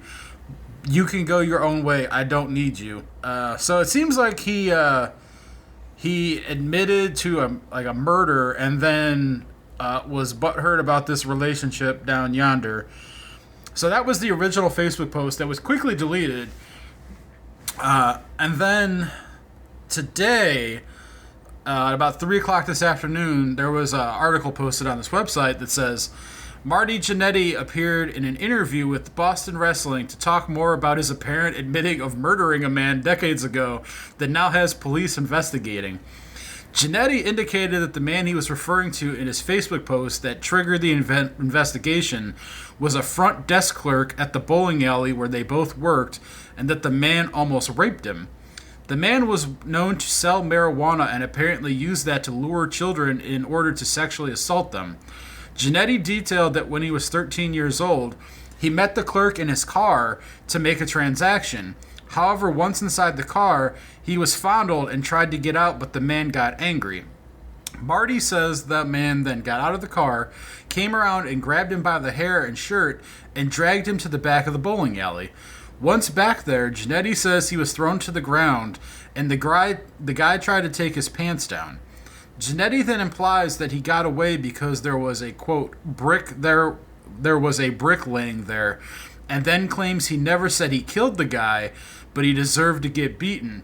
When asked if the guy ever tried a stunt like that again, Jannetty didn't want to comment, which left the question if the man died or not still in question. Jannetty's Facebook post suggested that the police find the man's body in the Chattahoochee River, which is what police are investigating. He ended by saying no other kids had to deal with that man again, but stopped short of saying he died. Once again, sort of implicating himself in what would probably be manslaughter. You can hear Jannetty's comments starting at the 7-minute mark, and then they have like a video of the interview. Huh. So, to me, he threw that man through a plate glass window. Yeah, it seems like he barbershopped someone back when he was like 13, and like for some reason he's confessing it on Facebook now in like a way that he thinks is super casual and okay. And he got a fever for the flavor of Jamaican I women. didn't catch that earlier, but apparently he threw out a stereotype of a Jamaican being jealous. I'd never heard that before. Are Jamaicans notoriously jealous? Like in the picture on the screen cap too, she looks like just like a overly tan white lady. I mean like I thought she was black. What you sent us yesterday? Yeah, like she could be black, but like she could also be a white lady who used too much bronzer. Like it's hard to tell. Like she probably is black. Like now that I'm zooming in, but like I couldn't really tell that at first glance. Murder was on your mind, not that woman. I'll be honest, man. When I first read it, like I thought that like he was talking about killing her too. Yeah, a little bit. He also said it's not the first time he made somebody disappear. No, he said it was his first time. Are there multiple times? Implying that it wasn't his last. He was saying it was the last time that guy ever bothered anybody like that. I know, but I'm saying he said like you read it. He said it wasn't the first time I made somebody disappear. What is that? Or what did that say? Or it wasn't the first time, or this was the first time he made somebody disappear. I've got this shit in like 3 different folders. All right. This was the very first time I made a man disappear. I believe does so. that imply he has made others disappear? If you go with first, that means there's a second, right? Not the only time. There was some like questioning if like he had also murdered the lady in the pictures, because the way the post read it, like when I first read it, I was like, man, did he just admit to murdering this lady too? But then like somebody asked him, I guess on another post that didn't get deleted, if he was okay, and he just said, me and Winnie just had a fallout, but if you're asking about the other thing, yes, that was 1 billion years ago. Plus, I have the satisfaction of knowing that this bitch ass. He wrote ninja, but we all know what he meant. never got to do another kid like that. So it's like, if that, yeah, he doubled down on the fact that, like, this dude never messed with anybody again, but, like, what's the only way you could get someone to, like, never mess with someone again? Like, hitting him with a brick like Ice Cube and Friday ain't gonna, like, stop that dude from, like, being a rapist. So it's like, you're heavily implying that you committed a murder or were implicit in a murder and that you dumped the body. Like, you told the cops basically where you dumped the body. At this point, 40 years later, I mean, what's the chances of recovering anything in that river? That thing's probably, like, that body's probably long since floated away. But, like, you've basically told the world, I had a guy murdered or I murdered a man, whether it was self-defense or not, and we disposed of the body in the river on social media. Well, they don't necessarily need a body for murder. He admitted, he provided details about this guy, and if that guy went missing, they can link him up. Yeah, like, that's the thing. Like, if you just told everybody where this dude worked, what time he worked there, and, like, so if there's, like, a missing persons report, that's, like, the same. Like, at this point, like, if there's a missing persons report and you know, like, you can identify this guy based on the story details, isn't that enough to, like, get a conviction, right? Like, I'm no, like, law official or anything, but it seems like 1 + 1 = 2 here. It seems like you could. That might be a small time Paul Malone. Like, couldn't this be like that song that was a hit a couple years ago, like, about a week ago? Yeah. He gets out of he might be getting out of jail soon. Bobby Shmurda. Man, I only remembered that because I saw a video the other day. It was like, remember that time that the U.S. men's Olympic basketball team got the gold trophy and then danced the Shermer dance, whatever his name is, dance? Yeah. The Shmurda, they did the Shmurda So, dance. yeah, like, I'm fascinated, I guess. Like, it's almost like watching, like, a murder mystery show, but, like, it's like watching it happen live rather than, like, a reenactment 20 years later. Yeah, and he's doing their job for him. Speaking of murder reenactments, I got some terrible news, guys. What's that now? After 4 years of watching Forensic Files on Netflix, I was watching that shit today, and it went to another show. And I'm like, what the hell? I'm thinking... So you've ran out. You've reached the end of murder. You finally come to the close of Forensic Files. You break. It wasn't always murder though. Sometimes it was arson. Would that be considered attempted murder? No. I'm not saying that, I didn't say that like, jokingly either. I was just legitimately curious. No, like sometimes it was just like he burnt down his house for the insurance money, or he faked his death. Sometimes it's fake death. I think I'd be interested in like a offshoot, like falsified insurance claims, or like it would they fake their death and then go to the funeral like Jean Ralphio and his sister. Don't be suspicious. Don't be suspicious. Oh my God! I think they bought it. Don't be suspicious. Don't be suspicious. I'm sorry they have taken. Well, they didn't take it from me. I took it for myself, honestly. I'm the one that watched all the episodes. Maybe it'll come back like Supermarket Sweep. If anything, though, like Leslie Nielsen could host that one too. Wait, is that her name? What Leslie? What's her name? Leslie Nielsen? Ghostbusters. Leslie Nope? No. Leslie Mann? Les Dog. That was her Twitter handle. The lady that was the on chick Saturday from Night SNL. Live.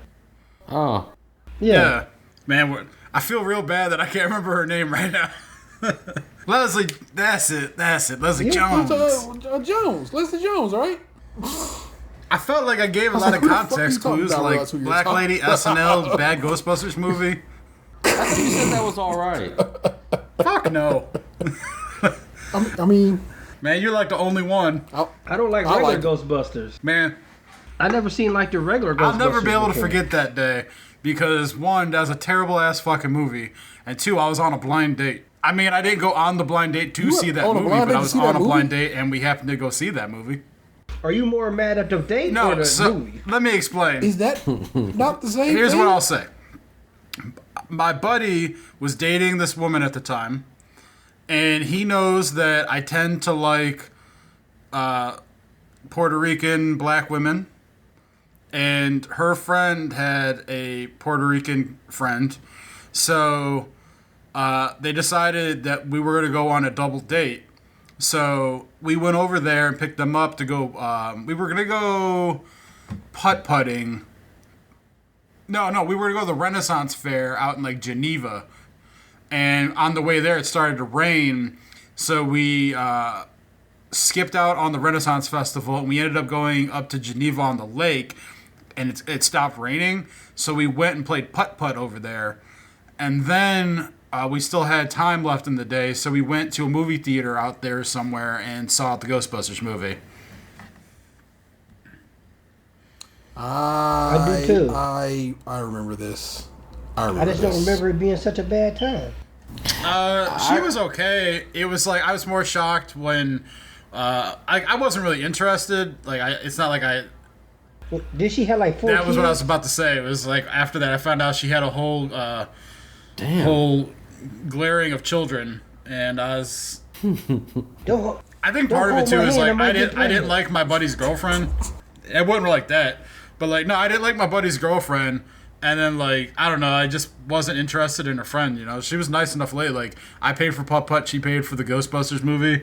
But after we dropped her off that day, never the twain have met since. Ah, okay. She didn't fly your cat. I'm bringing it back. She did not fly my cat. I chuckled the other was it last night when I heard "Don't Yuck My Yum" in that show I was watching. Yeah. At least don't yuck my yum makes sense. we are- Don't fly my cat. I don't know.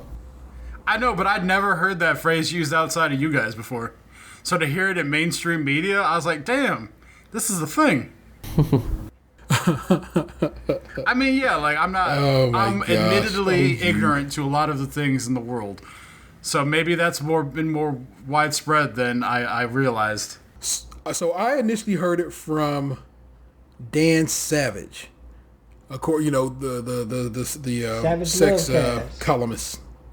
So that's who that's who I initially picked up on that turn of phrase from. But then I also heard it used on Don't yuck my yum, Bert. on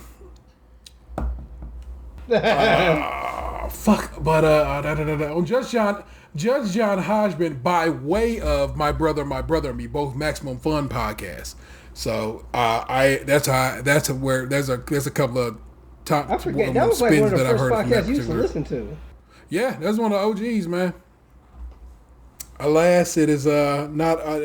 Although I was thinking about Peepum's Nasty Gum, which is a bit they had on that show years ago, the other day, and it used to be on YouTube, but it's not anymore, and it made me sad because I love Peepum's Nasty Gum. That is a hilarious bit, and I miss that is no longer there. Don't you eat Peepum's gum?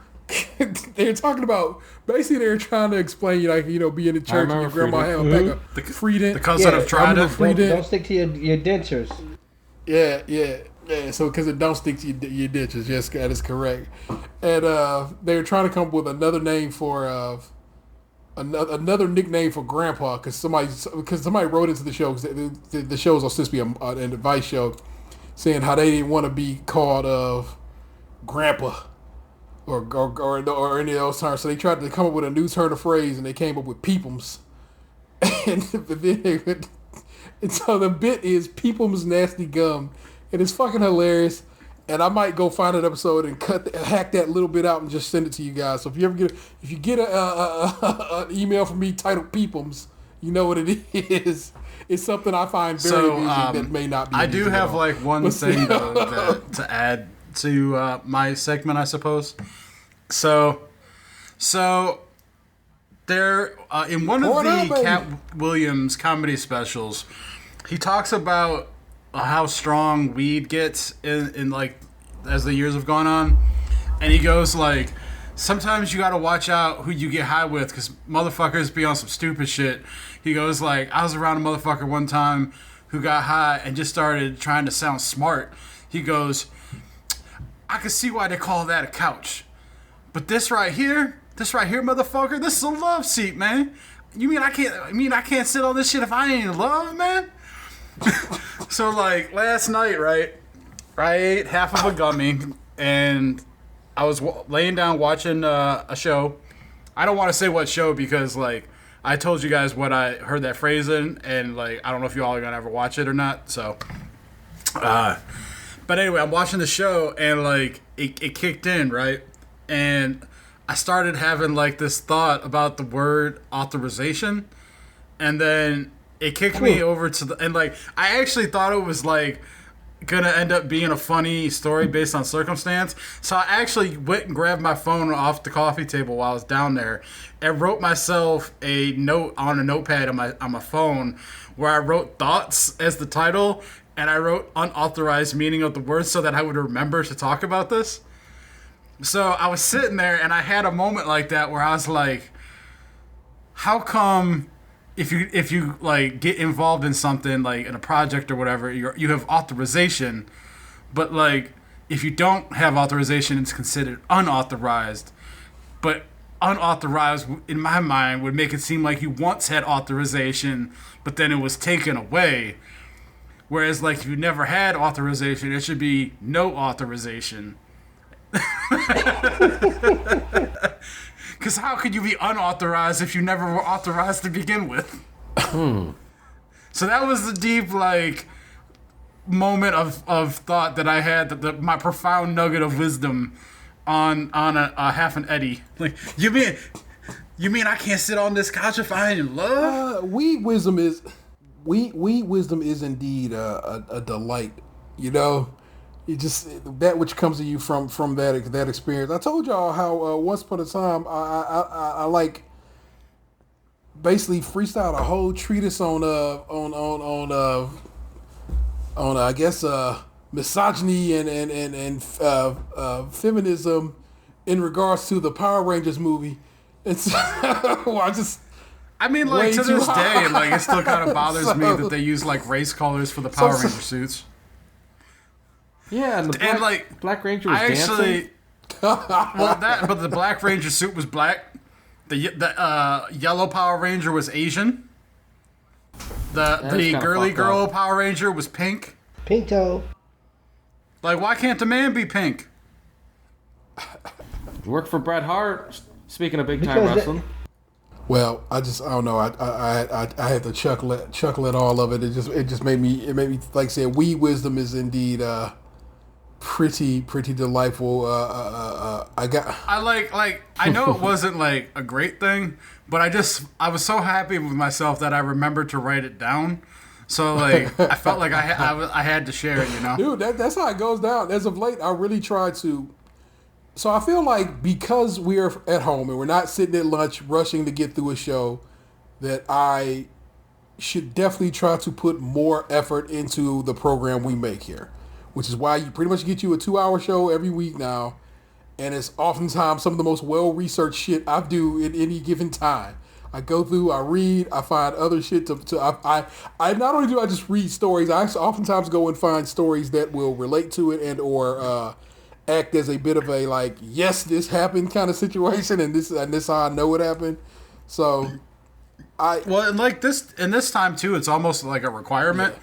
Because how many times are people going to tune in to listen to, well, I worked and watched OT. I worked OT and watched TV this week.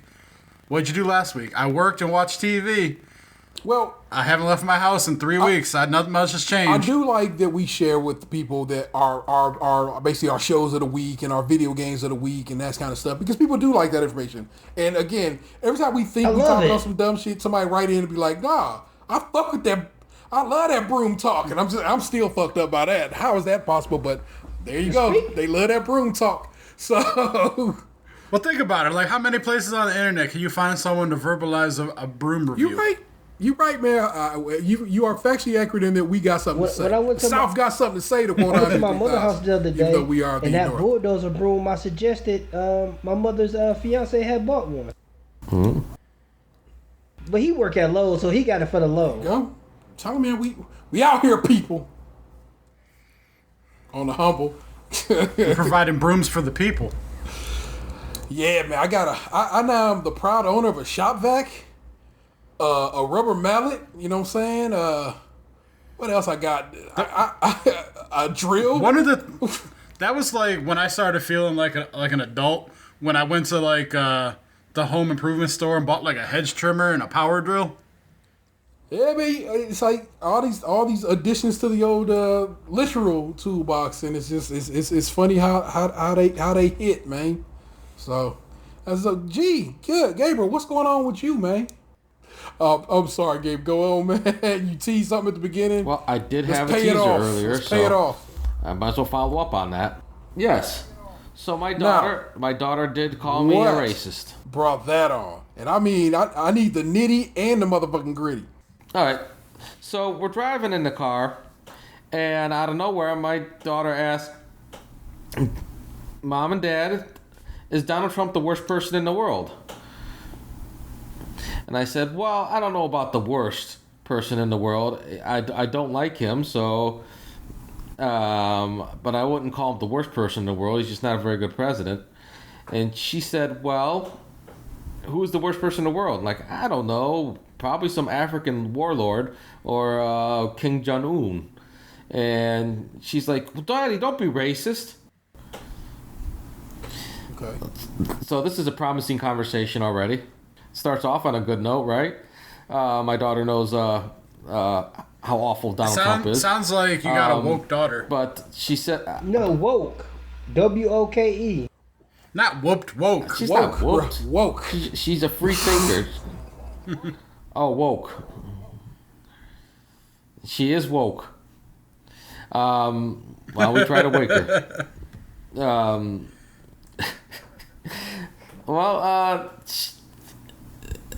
The thing is, I said, well, I don't think he's a very good president, and but I don't know about the worst person in the world. So she asked, well, who is the worst person in the world? Okay, probably some African warlord or Kim Jong-un. But not Marty I Jannetty? offered as possible candidates for worst person in the world. And she told, Marty Jannetty. We didn't know about Marty Jannetty at the time, but I would have offered him up as a She candidate. probably would have retorted with, well, Shawn Michaels did the right thing. But then she would have brought up the screw job. But she said that. Oh, yeah. Well, maybe she would have said Brett screwed Brett. Oh, yeah.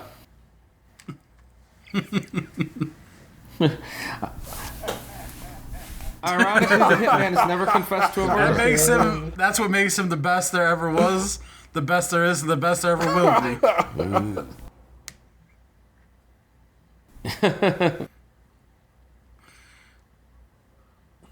Oh, hey, Real G's moving silence. But, my daughter called me a racist because of that. Because I offered up possible African warlords. I feel like your daughter warlords. just assumes that all African warlords are black. You need to show her, and she's actually the racist. You need to show her a picture of Charlize Theron. Like, look, she African. She African American. Blew your mind, didn't I, little girl? Yeah, I started watching this comedy special on Netflix yesterday from an African comedian. Like, her name was like Tim or something like that. And now, admittedly, I only made it about 2 minutes in because like I was working while watching it. And usually with a comedy special, I can listen and work at the same time. But she was speaking like half English and half African. Like, I don't know if there's specific dialects or whatnot. There are, but it was, you don't know what language she was speaking. Yeah. I don't know specifically which one she was speaking, African, so but like she would cut like from English into that like mid-sentence, so they would put subtitles up on the screen for the translation, and I couldn't keep focusing on my work and looking over to read the translations, and it was too hard to understand. It felt like if I'm going to enjoy it, I have to be focused only on that. Yeah. So after about 2-3 minutes, I stopped it and I was like, I will come back to this. But in those 2 to 3 minutes that I was watching, there were many white people in the crowd, and she filmed it in South Africa. So you could tell your racist daughter that there are plenty of white people in Africa, and very many of them could be African warlords. Where do you think those warlords get the seed money from? That is true. You know, I should have countered with that. Her assumption that the African warlords were all Problematic black. daughter. I got a problematic daughter all of a sudden. Yeah, I thought she was woke. it sounds like you got a daughter that has a hard time seeing color. I thought we raised her right. We got. I should have told her some of my best friends were black. We got a Black Lives Matter flag. My wife ordered one. It's huge. I'm afraid that we're gonna be like be victims of a hate crime if we're gonna be hate crimed if we put it up. But you know, we I got. applaud you for doing such. I'd probably be the first one to tell you though. You probably will be the victim of a hate crime, but you stand your ground. You do have, is that one neighbor who legitimately almost got into a fight with still living in your neighborhood? Yeah. I don't know what his stance is on political ideology. He was just mad at your dog that day, but he almost got his ass real fucked up off of that shit. I'll tell you that. He's like, bruh. Fine, we'll allow that he is all right. Come around to him. He's all right. Oddly enough, in my neck of the woods, Bad I was first impression. So I said after having a terrible night's sleep Sunday night and really worrying about dying, that Monday was it, and I was about to get my ass on a straight and narrow, and so I indeed woke my ass up Monday morning and started with a 30-minute walk and so forth. But as I walked down the street where I'm at, I passed by a restaurant that has a couple of small, just standard, I don't know, maybe 12 by 18 inch Black Lives Matter signs in their windows. One in the front window, one in the side window. And some fucking piece of shit spray painted All Lives Matter on their glass window, but also on the brick on the side of the restaurant. And they sprayed All Lives Matter on the glass, and they spray painted ALM thrice on the side of the building. And I watched the lady come out there, and she was just cleaning off her glass, and she was at the L of all as I walked down, and as I walked back, she was almost done cleaning off the glass, and still got her Black Lives Matter sign in the windows. But not just her; it's most of the restaurants in my area. There's a lot of restaurants over by me, y'all know that, and almost every single one of them has a Black Lives Matter sign in the window, which makes me think I picked the right place to call home, the right community to call home. But also, I'm like, damn, that's jacked up that somebody came through and was All Lives Matter, and you know how I feel about that bullshit because we've gone over it. But I like the little flag y'all got on your house right now, the All Is Welcome sign, and I think that does a lot. You know what I'm saying? You go at the Black Lives Matter huge flag when if y'all are ever marching in protest. That way y'all, that's what that's for. Put that bitch on a stick. Yeah, don't put it on your wave house. that motherfucker. You know what I'm saying? That's what that one's for. Don't put it on your house. Don't put it on your house because I don't want nothing to happen to your house. Because then it's like we installing cameras at your house to catch motherfuckers. Oh man! I caught that little motherfucker trying to break into my car another second time, right? They're gonna come. But the way my side camera is set up, I have a Wait, little motherfucker. Did I not tell? Oh, you know what I told Gabe? I know that your car got broken into, but that you told me that on the show. You didn't even tell me that in the group text. Okay, so let's walk through it. Car got broken into. Because of that, I installed Ring cameras. There's one up front, there's one to the side. Gabriel used it today to visit my house to pick up the recorder. Yeah. I know about the ringers because you told us the story about the neighbor in the back shitting on the chair. Yeah. So I I'm sorry, that just made me laugh. I got the camera specifically to watch my car. Basically, that's what it's for. Now it's not letting my car is unlocked, and in fact, I double check and lock my car every night before I go to bed, just in case somebody forgot to lock it. But a couple of Mondays back, I'm literally sitting right here where I'm sitting right now, and I am eating my breakfast. And I'm looking because the Ring gives you notifications, and I'm just going through the video, just scrubbing through the video with my finger, and I'm like, what the fuck is that dude? Because I'm thinking it's my back neighbor walking around at this hour for. But then I'm like, hold up, and I scroll through it, and I might be able to put this video in the chat. Give me a second. I catch this little fucker. The little fucker is there's this little redhead kid across the street who has been there the entire time I've been here. So, and his terrible little point. Yeah, I can indeed send y'all that video. That's in the chat. If you would scrub through that video slowly, you would see that his hand is on my doorknob on the door of the car, trying to pull on it, and clearly it's locked. And you can see him walk by, so he must go up to my other car and try to test it when it's locked, and then he walks away. You know what I'm saying? So then I catch him on camera again this past Monday. But the problem is this: if you look, like I said, if you look at this video that I just sent you, you'll notice there's a big black bar at the top of the video. Well, that is because I try to keep a privacy. That's my neighbor's house, and I try to keep that. That's their house, you know what I'm saying, and that's their. You know what I'm saying. I don't want to be filming them taking a shower.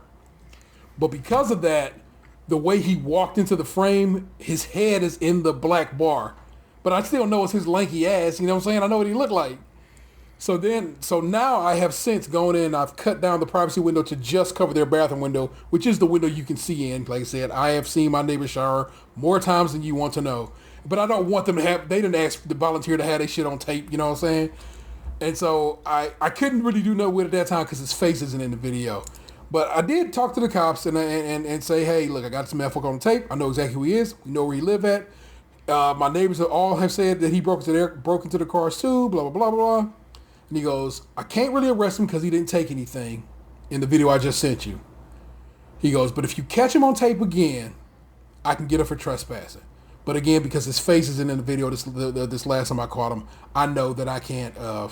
I knew there was no point in me calling the cops. Be like, you can't see his face.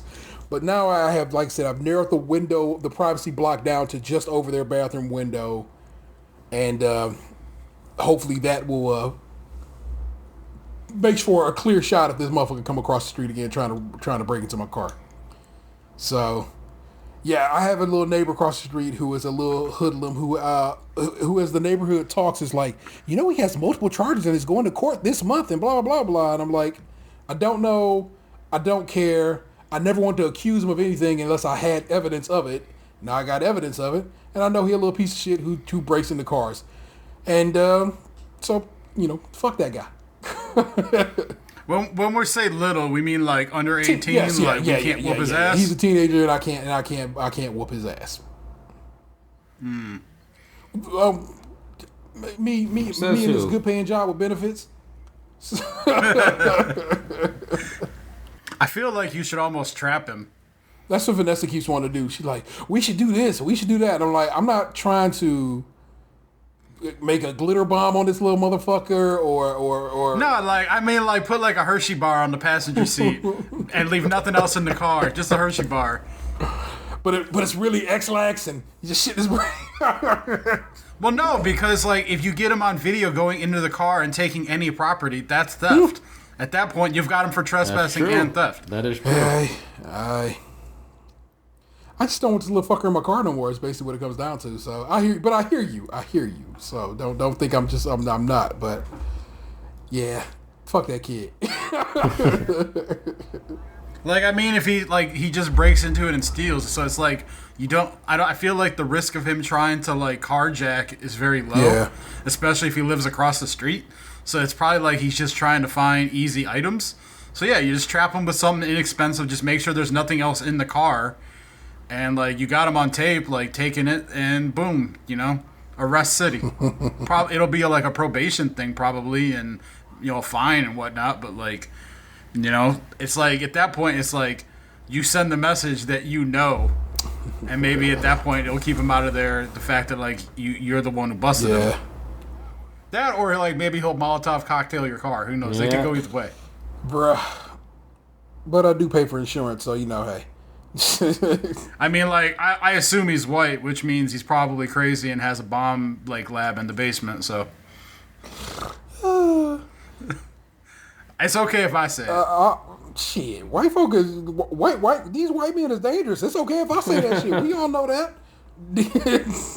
Yeah, you can tell your daughter your uncle is racist and said that shit. It's okay. Bad news, honey. Uncle T's racist. But due to the infrastructure, oh my god! You gotta tell her that he's an African warlord. Due to the infrastructure of racism, he cannot be racist because he doesn't hold power in America. So therefore, he can't ever be racist. because he's not racist. Maybe it was wrong for me to say that an African warlord, any warlord, is not a good warlord. I don't know if there's any good warlords out there. Yeah, you got very specific. It seems unnecessarily.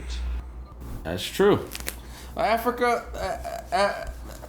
just it's got a warlord problem though. More than I guess continents.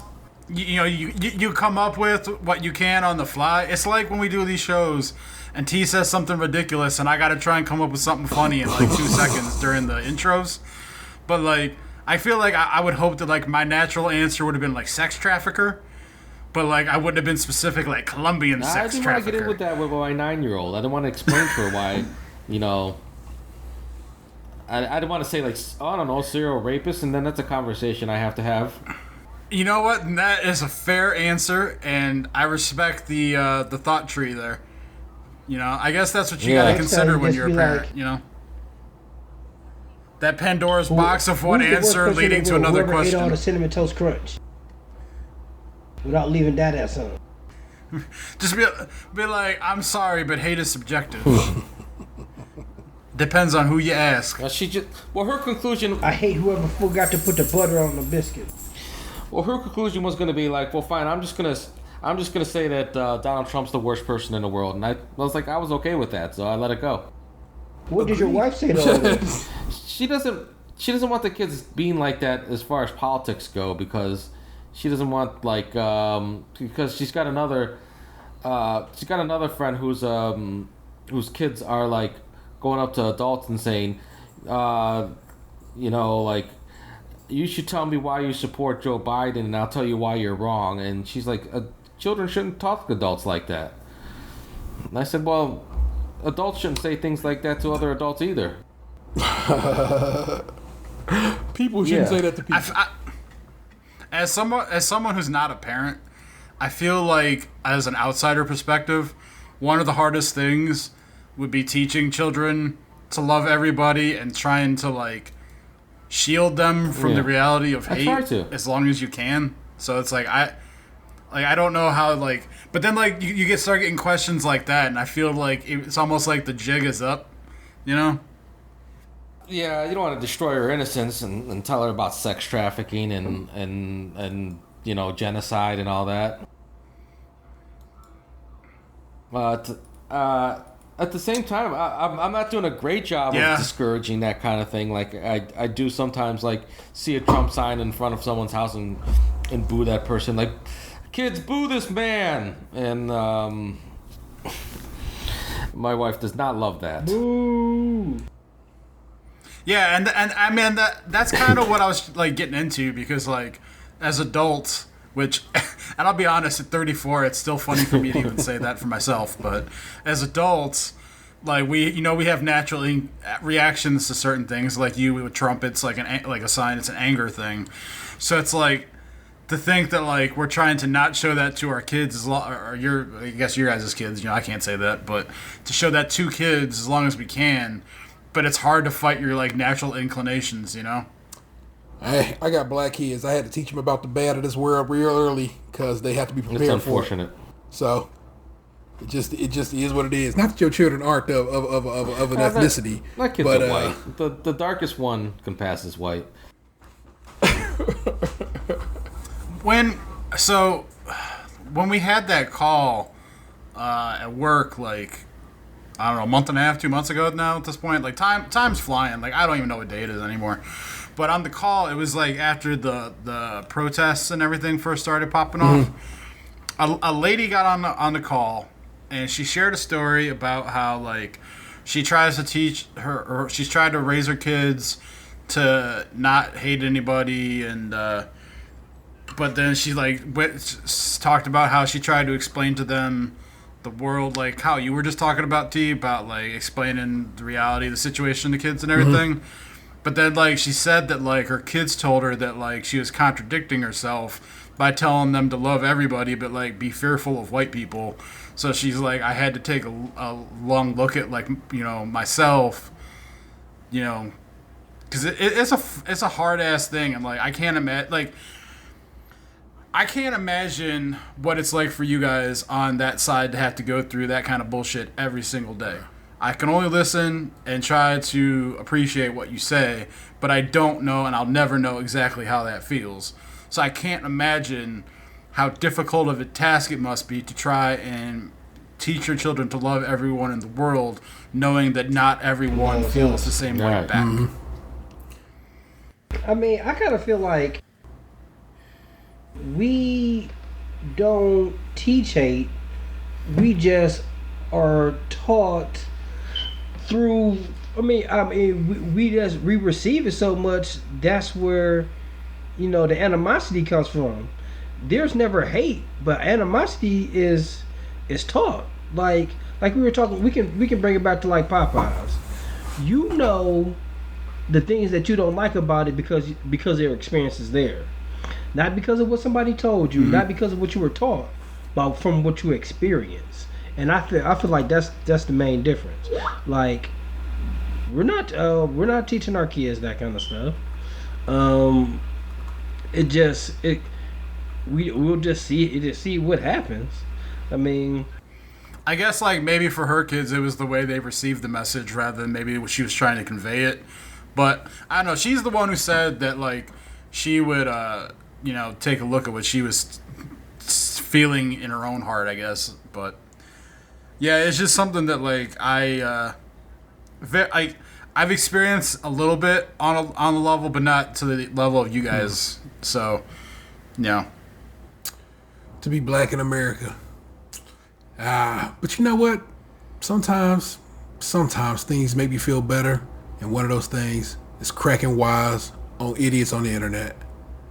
And so we slide on over to these Reddit mean streets. And I'm going to read you a selection of Am I the Assholes? I've been some good ones this week that they fuck with. And then I will read it to you. And we will laugh. And or be real sincere.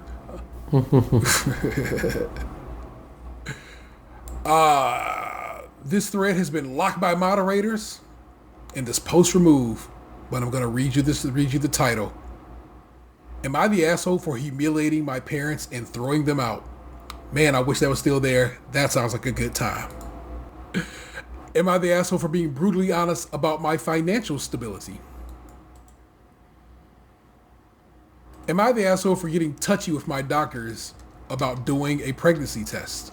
Oh, I thought there's the other kind of touchy. That would have been more interesting. Am I the asshole for not wanting to share with my 8-year-old brother? I feel like this is one. This is actually. This is yet another Nintendo Switch situation. The gentleman have finally watched this video. Not just in his drawers and barefoot. You can't. Well, here I'm gonna toss you.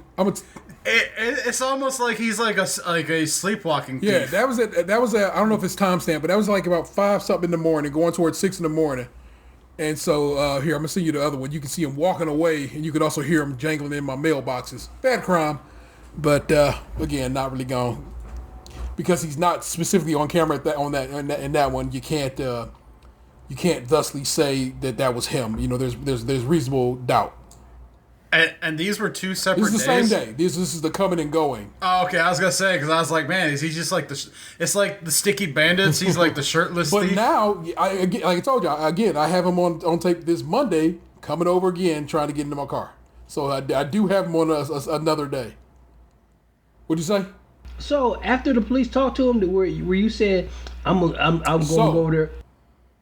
They went over there to talk to him, knocking their door like police style, and they never answered the door. So the police never actually had the opportunity to talk with him, to be like, motherfucker, stay your ass from over there. This last amateur asshole is yet another, somebody got a video game console and their little brother won it. So, I mean, those are fun, but come on, man. That's like the age-old... Yeah. Big brother, little brother battle, or sibling to sibling rivalry thing. Like, I am unhappy with each of the Am I the Assholes this week, so I'm literally going to click this for the first time ever, people. I'm going to click and just see if I can find one.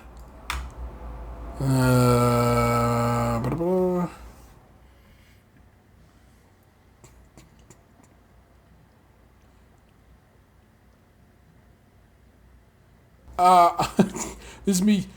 I'm using host powers here on this one. I'm just gonna go with this one because it seems kind of, I don't know, apropos for the moment. Am I the asshole for telling my dad I hope he doesn't get a job and not talking to or forgiving him after he said something deeply offensive to me? All right. That's a very specific insult. I hope you don't get a job. It's like when you told that dude, I hope you hope you die on the way to your daughter's wedding. Oh man, I forgot about that. It's like such a precision bomb drop that you don't even know what to do with it. You're like, what the fuck? He was taken aback. If you ever, could you imagine though if you ever ran into that guy again and you could be like, I guess your daughter never got married. He probably ruined every relationship for his daughter after that.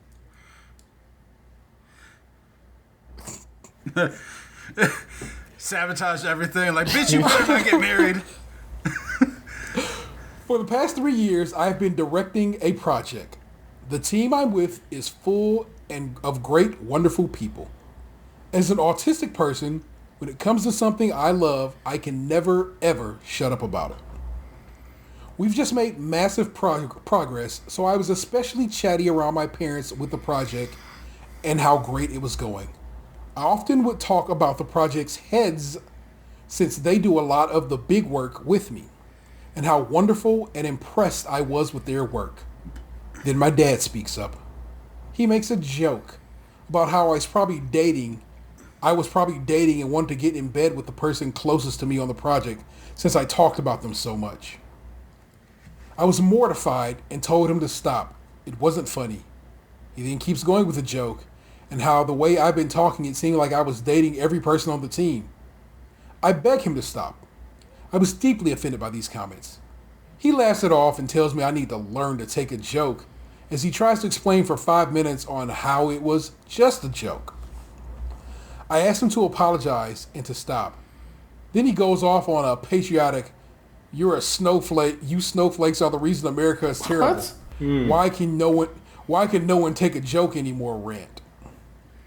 He recently lost his job due to COVID, so in a rage, I snapped back, "I hope you don't get a job," to which he responded by calling me truly shallow.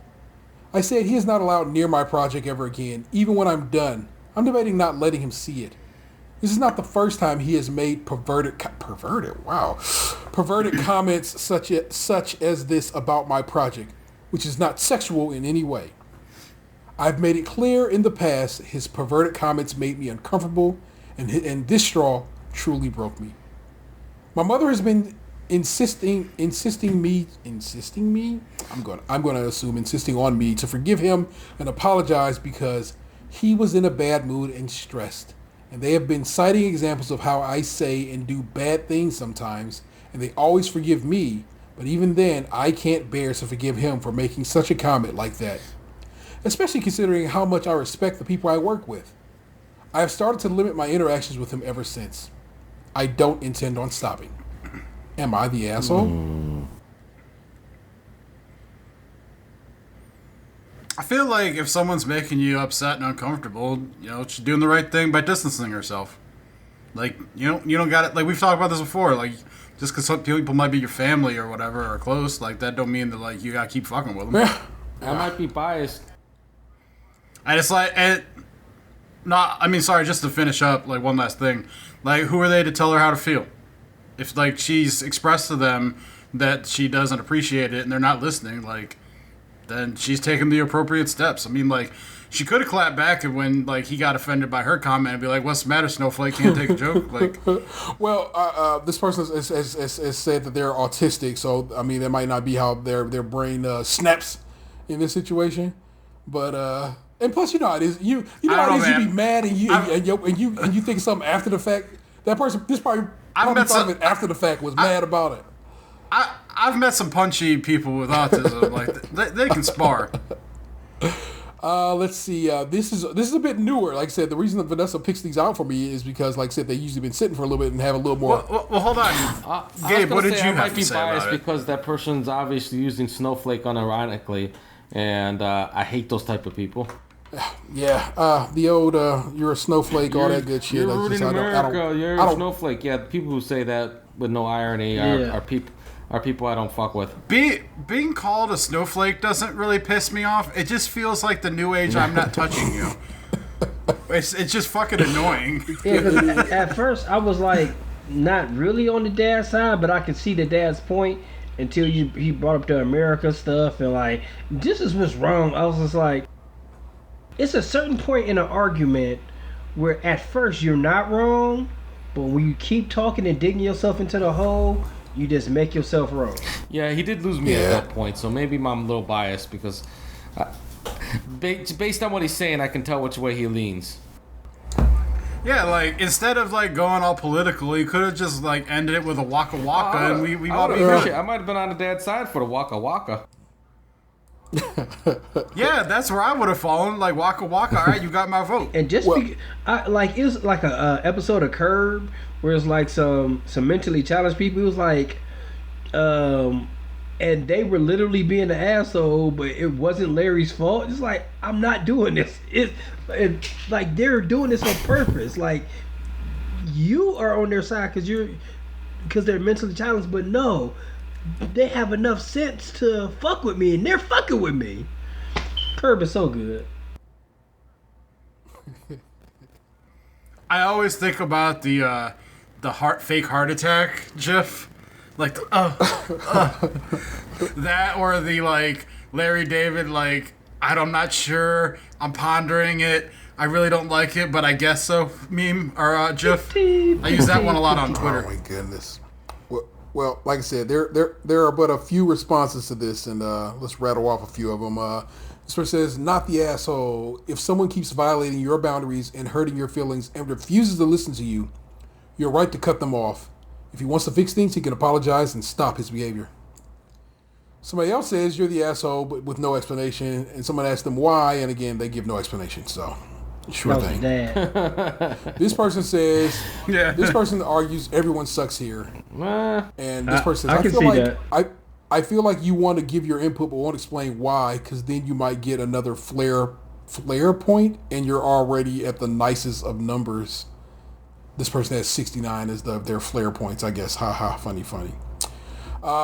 Not the asshole. Although I think you're dragging him down a bit much. It was a joke, and everyone has a bad day. So I wouldn't hold a grudge if I were you. Otherwise, this might turn into everyone sucks here. But yeah, you asked him to stop. He didn't stop. He's the asshole. Not the asshole. You told him that it was You told him that it was just I don't know what that is trying to get off. I'm going to leave that one be. Everyone sucks here. Your dad is an asshole because of all his comments and making those jokes, which I'm pretty sure are only labeled as jokes because he didn't like the way you reacted. Your reaction was over the top, though. Being without work is horrible, and that was a low blow. It also had nothing to do with what you had been talking about. You just brought it up to hurt and insult him. You both need to apologize, in my opinion. Yeah, that's true. That insult really cuts deep. Like, I hope you don't find a job. And not only that, like, dad is probably providing still for you. Like, are you living in this house and stuff? Are you talking shit about him not getting a job? They're both the assholes. Yeah, I could agree with. Ain't nobody cool I'm on gonna this put my one. side. Yeah, I'm gonna put my prejudice aside and call that person an asshole as well. So everyone sucks in that situation.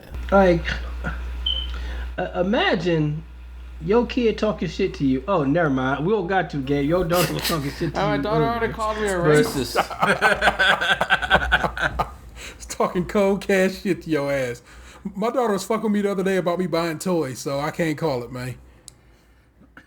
So it go down. Children got a mouth on them, and oddly enough, I had a mouth on me, and there you go. This is the results. So, but Has your daughter stopped playing with toys herself? yeah. Is she in them teen years now it's all beauty products and whatnot? Yeah. Or am I gender assuming? She is not so into beauty products. She will paint her nails from time to time, but her brother paints his nails too. It's more of she's into painting and drawing. That is where she is at in her journey. So she keeps rope-a-doping me with her Instagram name because that shit changes like every week, and it's like I'll be seeing shit in my feed, and I'm like, who the fuck is this? Yeah. So. That is how she gets down. But she's what did I order? I was looking at a Transformer. No, I was well, in general, when I received my most recent Transformer, and of course I ordered that Lego NES set, and she just, you buying toys again? I'm like, yep, it's just what I do. So we keep it motherfucking moving. I'm very excited about this Lego NES. I got my ship notification today, so that will be here probably, hopefully, probably about Monday. But fingers crossed, it hit a truck fast and it's rolling right now toward my destination. Cause I'll be real hyped about that. Lego is real good about their shipping. Oftentimes they'll ship directly to me from the Columbus store, but this time it's coming from Illinois. So I got a couple of states to cross before it gets here, but come on, baby. It's like 6 hours away. You can do it. You can get here. This can be here tomorrow. I saw that I have a shipment coming right now, and I looked at the tracking information before we started recording, and it said that like it arrived at the Cleveland Distribution Center at about 6:30 today, but it has estimated delivery for Monday. I'm like, come on, baby, you can't bring that tomorrow? No, that's been your boy just fucking up the post office on his watch with the intent of fucking up the election. But we won't walk that walk right now either. We won't walk that walk. Maybe he is the worst person in the world.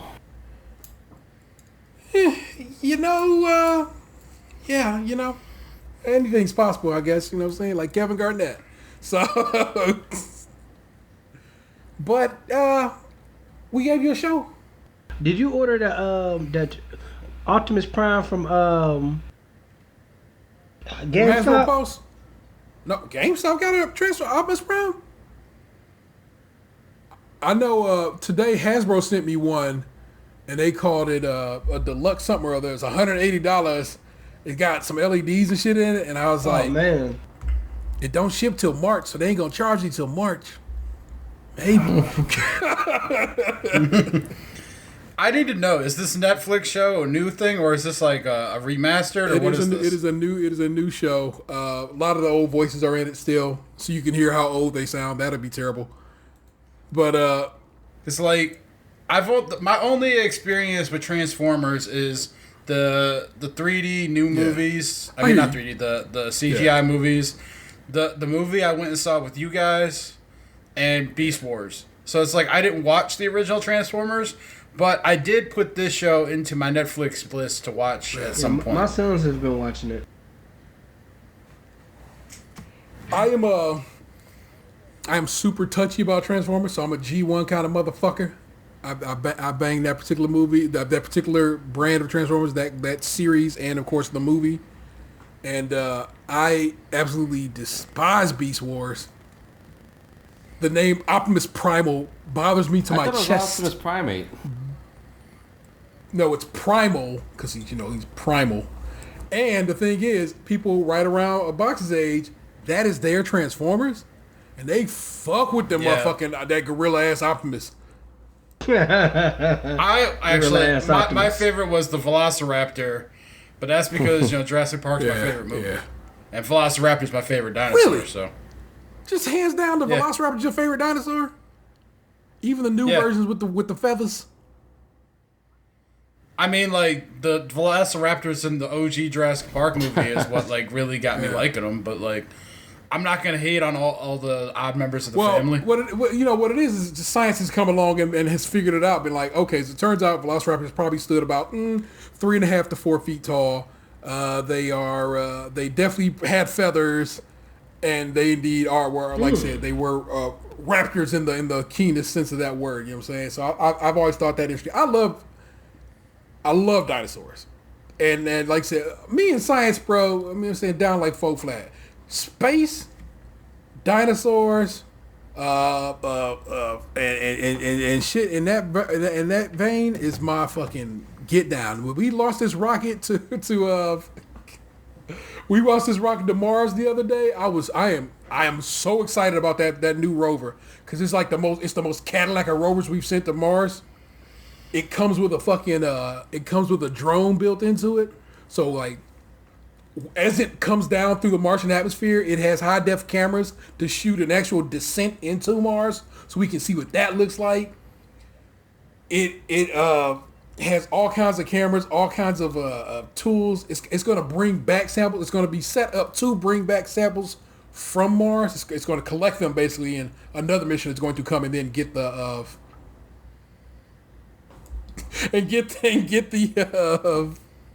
the samples from that particular mission.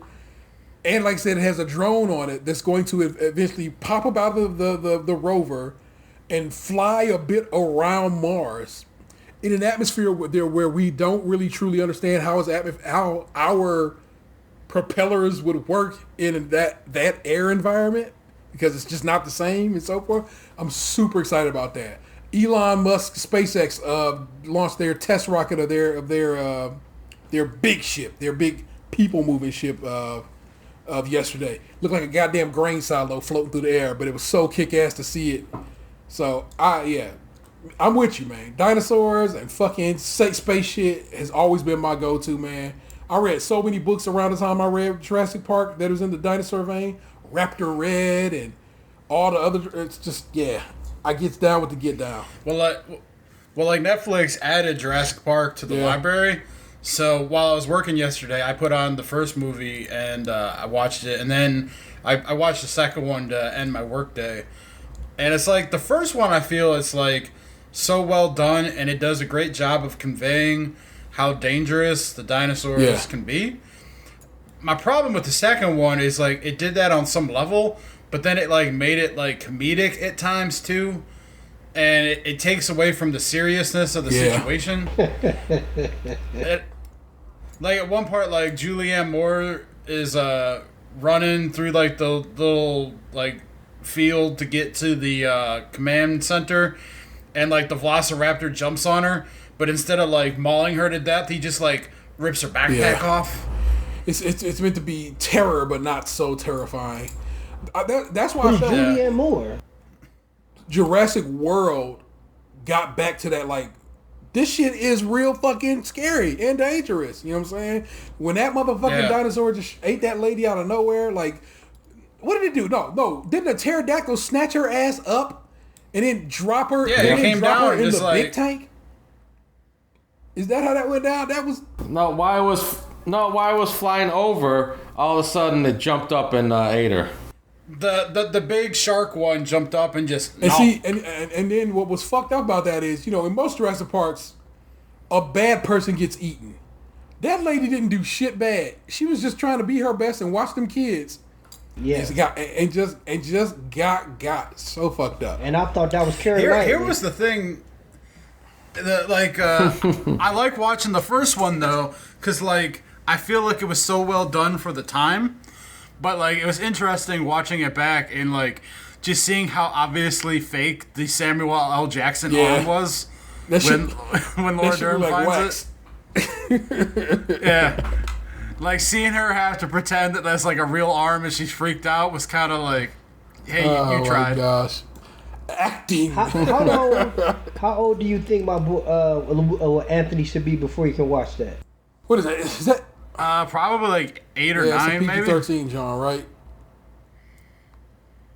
I really don't believe in ratings for as far as kids go. It's just level of maturity. Yeah, and yeah, like I don't think it's that bad if he's like okay with seeing like a dinosaur eat somebody. That's the only qualm for me. You know, it's like you think he'll be okay with seeing a T-Rex eat a bear? Yeah. So that's why I would think like by 8 or 9, like, you know, the way the world is, because, well, you know, it's not 1992 anymore. Like, kids get exposed to shit way earlier. Like, I imagine your kid's gonna have access to a tablet soon if he doesn't already, and YouTube has all kinds of shit on it.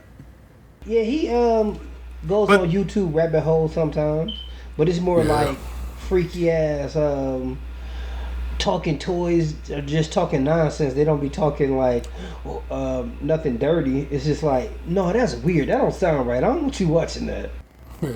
Vanessa was watching The Great Outdoors yesterday on HBO Max, and I was like, what is the rating of that movie? Because they was just swear. And I was like, and she's like, that's PG. I'm like, yeah, that's an old school PG right there. Because with no titties in it or no violence, they're just like, cuss your ass off. Who cares? PG. But you remember, what was that movie? Doc Hollywood? Where it was like the PG-13 titties? Yeah, with the titties, yep. So there was one thing, though, watching Jurassic Park yesterday that, like, I picked up on that I'd never picked up on before. And it was how, like, and I mean, it's how, like, John Hammond always says, like, spared no expense.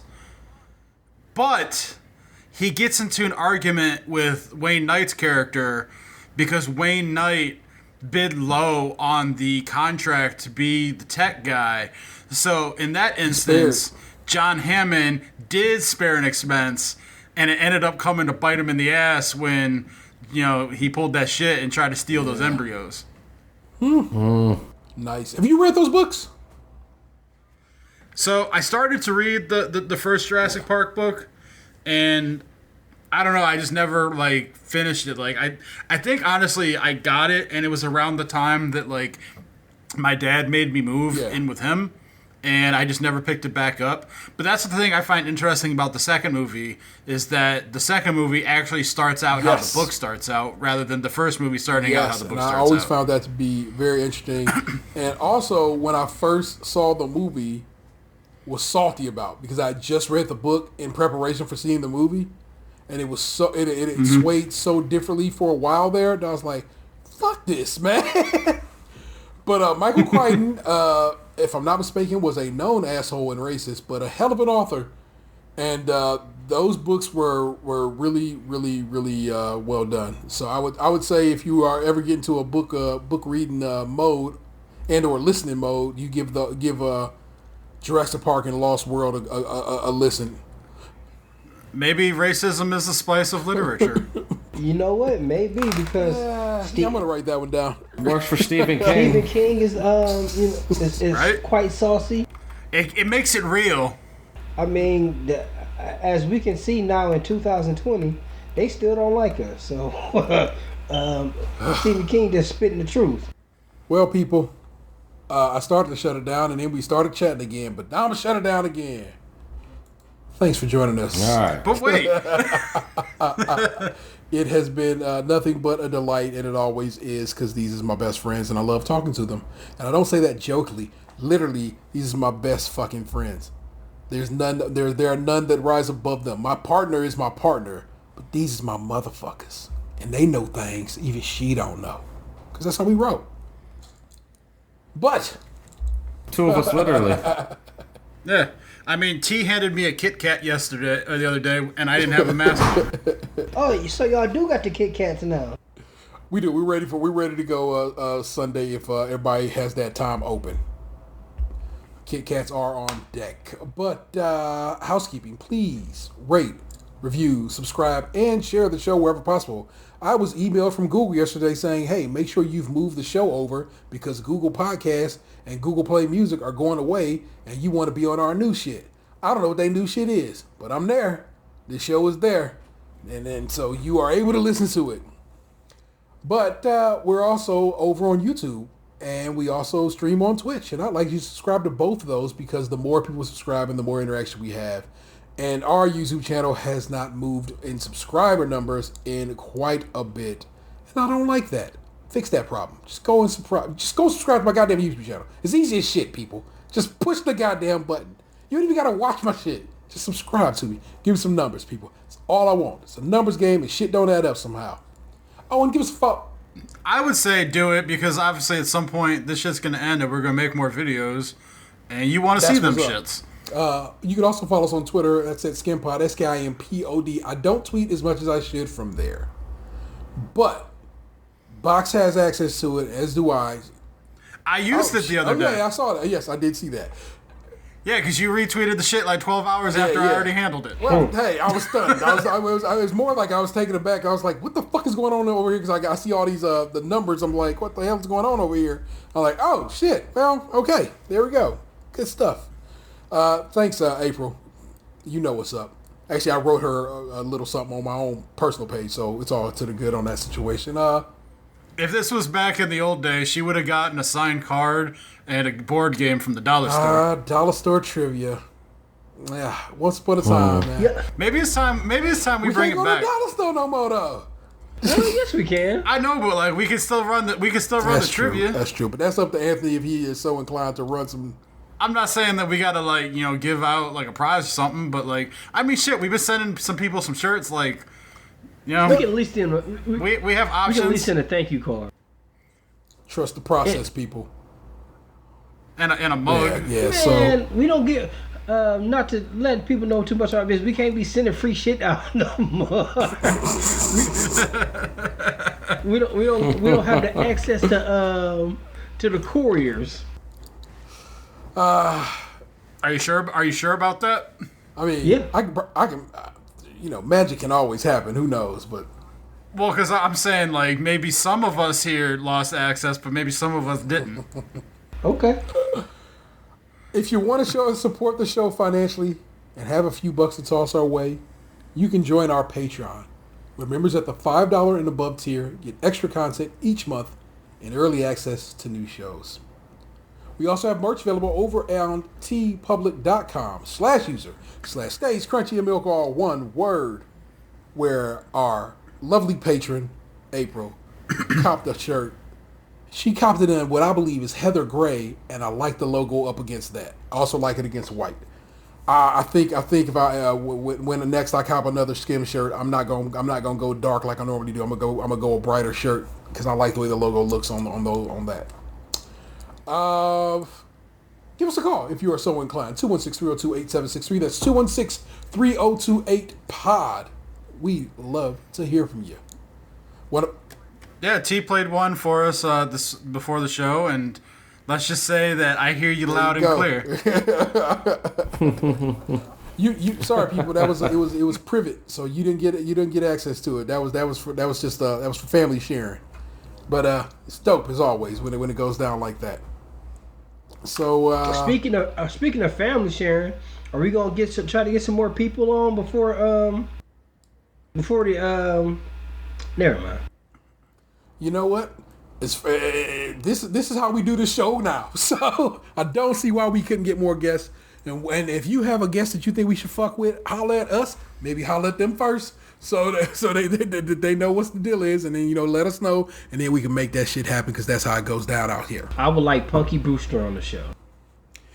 I just saw a video of her on BuzzFeed or something like that, where they had super fans talk to the people who have these shows now on Peacock. There's a new Punky Brewster on the Peacock channel. Really? Yeah. Dutch was telling me about the Peacock, but I haven't copped an eye to it yet. The app showed up on my TV. You ain't down with the cock? The app showed up on my TV, but I have not signed up for it or anything like that there. But also it has commercials, and you know how I feel about that. You got to get down with the cock. I mean, I need to get on the cock because I need to watch that Psych movie. I do love watch Psych. the Psych movie. I do. I actually forgot that it was out until just now. I'm glad you brought up the cock. Did y'all know my man James Rhodey from Psych is Mexican? Yes. He just did a story about that in something and was like, and said he was going to start using his actual given name and trying to respect his heritage. And I was like, yeah, I ain't even know that, bruh. Who is James Rhodey? That's He's the white guy from Psych. as it turns out, is the Mexican guy from Psych. James Roday. Oh, Yeah. what's his real name? I Jose Roday. Jaime? mean, It was a good guess though. Well, tell her to stop being such a damn snowflake. James Roday Rodriguez. Oh, And I'm not gonna lie to you. I look at him right now, and I'm like, you're clearly Mexican. How did I not know that? He's got that Gabe touch. Well, to T, I'm From the clearly first day Puerto I met Rican. him. And so I can't call it, man. Oh my gosh, let me see. Like, Gabe's got that caramel that, like, splashes in the sun. But, like, if you're not looking hard enough, like, if you glance, like, you don't see it. He's of Mexican descent on his father's side. On his mother's side, it is English, Irish, and basically the UK. Just the UK. I mean, I don't know why they had to narrow it down to all three countries of the UK at that point. So, but yeah, He's got a little bit of the buffet in there, like, from every spot. I mean, A little taste here, a again, little taste it's really there. just Mexico and the UK. I mean, yeah, he's got a chicken leg and a piece of meatloaf. A meat pie, whatever, something like that. That's Tatum 216. Mm-hmm. He's great. Just know that. I'm saying, appreciate him. That's Lunchbox 2099. Yeah, I'm average. You just stare lunch hard and be like, lunch man, you gonna shit or get off the pot. That's it. You just leave it at that. I did know that what I'm twice talking today. about. That's the real ODP. It's my homeboy Gabe. I love him to death. It was good. It's good. I get to see Gabe more often now too. There's another thing that has come about this. Oddly enough, during quarantine, I get to see Gabriel and his family more often than I was pre-quarantine, and I like it a lot. You know what I'm saying? I get to see that because at this point, his baby actually is like, okay, I'll wave at Uncle T now. Because she was not cool with me for about a while there. She's like, what the fuck is going on? Who is this giant man? Man, you got another racist kid? No, she's just a mean baby. She doesn't like anybody. But now she does indeed show her Uncle T some love, and I fuck with it, and that's dope. So, I am Gabe's children's Uncle T, but I am also the Internet's Tay-Rail 713. Wear many hats. Podcast too, and I know you loved it. Peace. Okay, now. Hey. What you say? Hollywood. Hey, what happened to you? You used to be beautiful.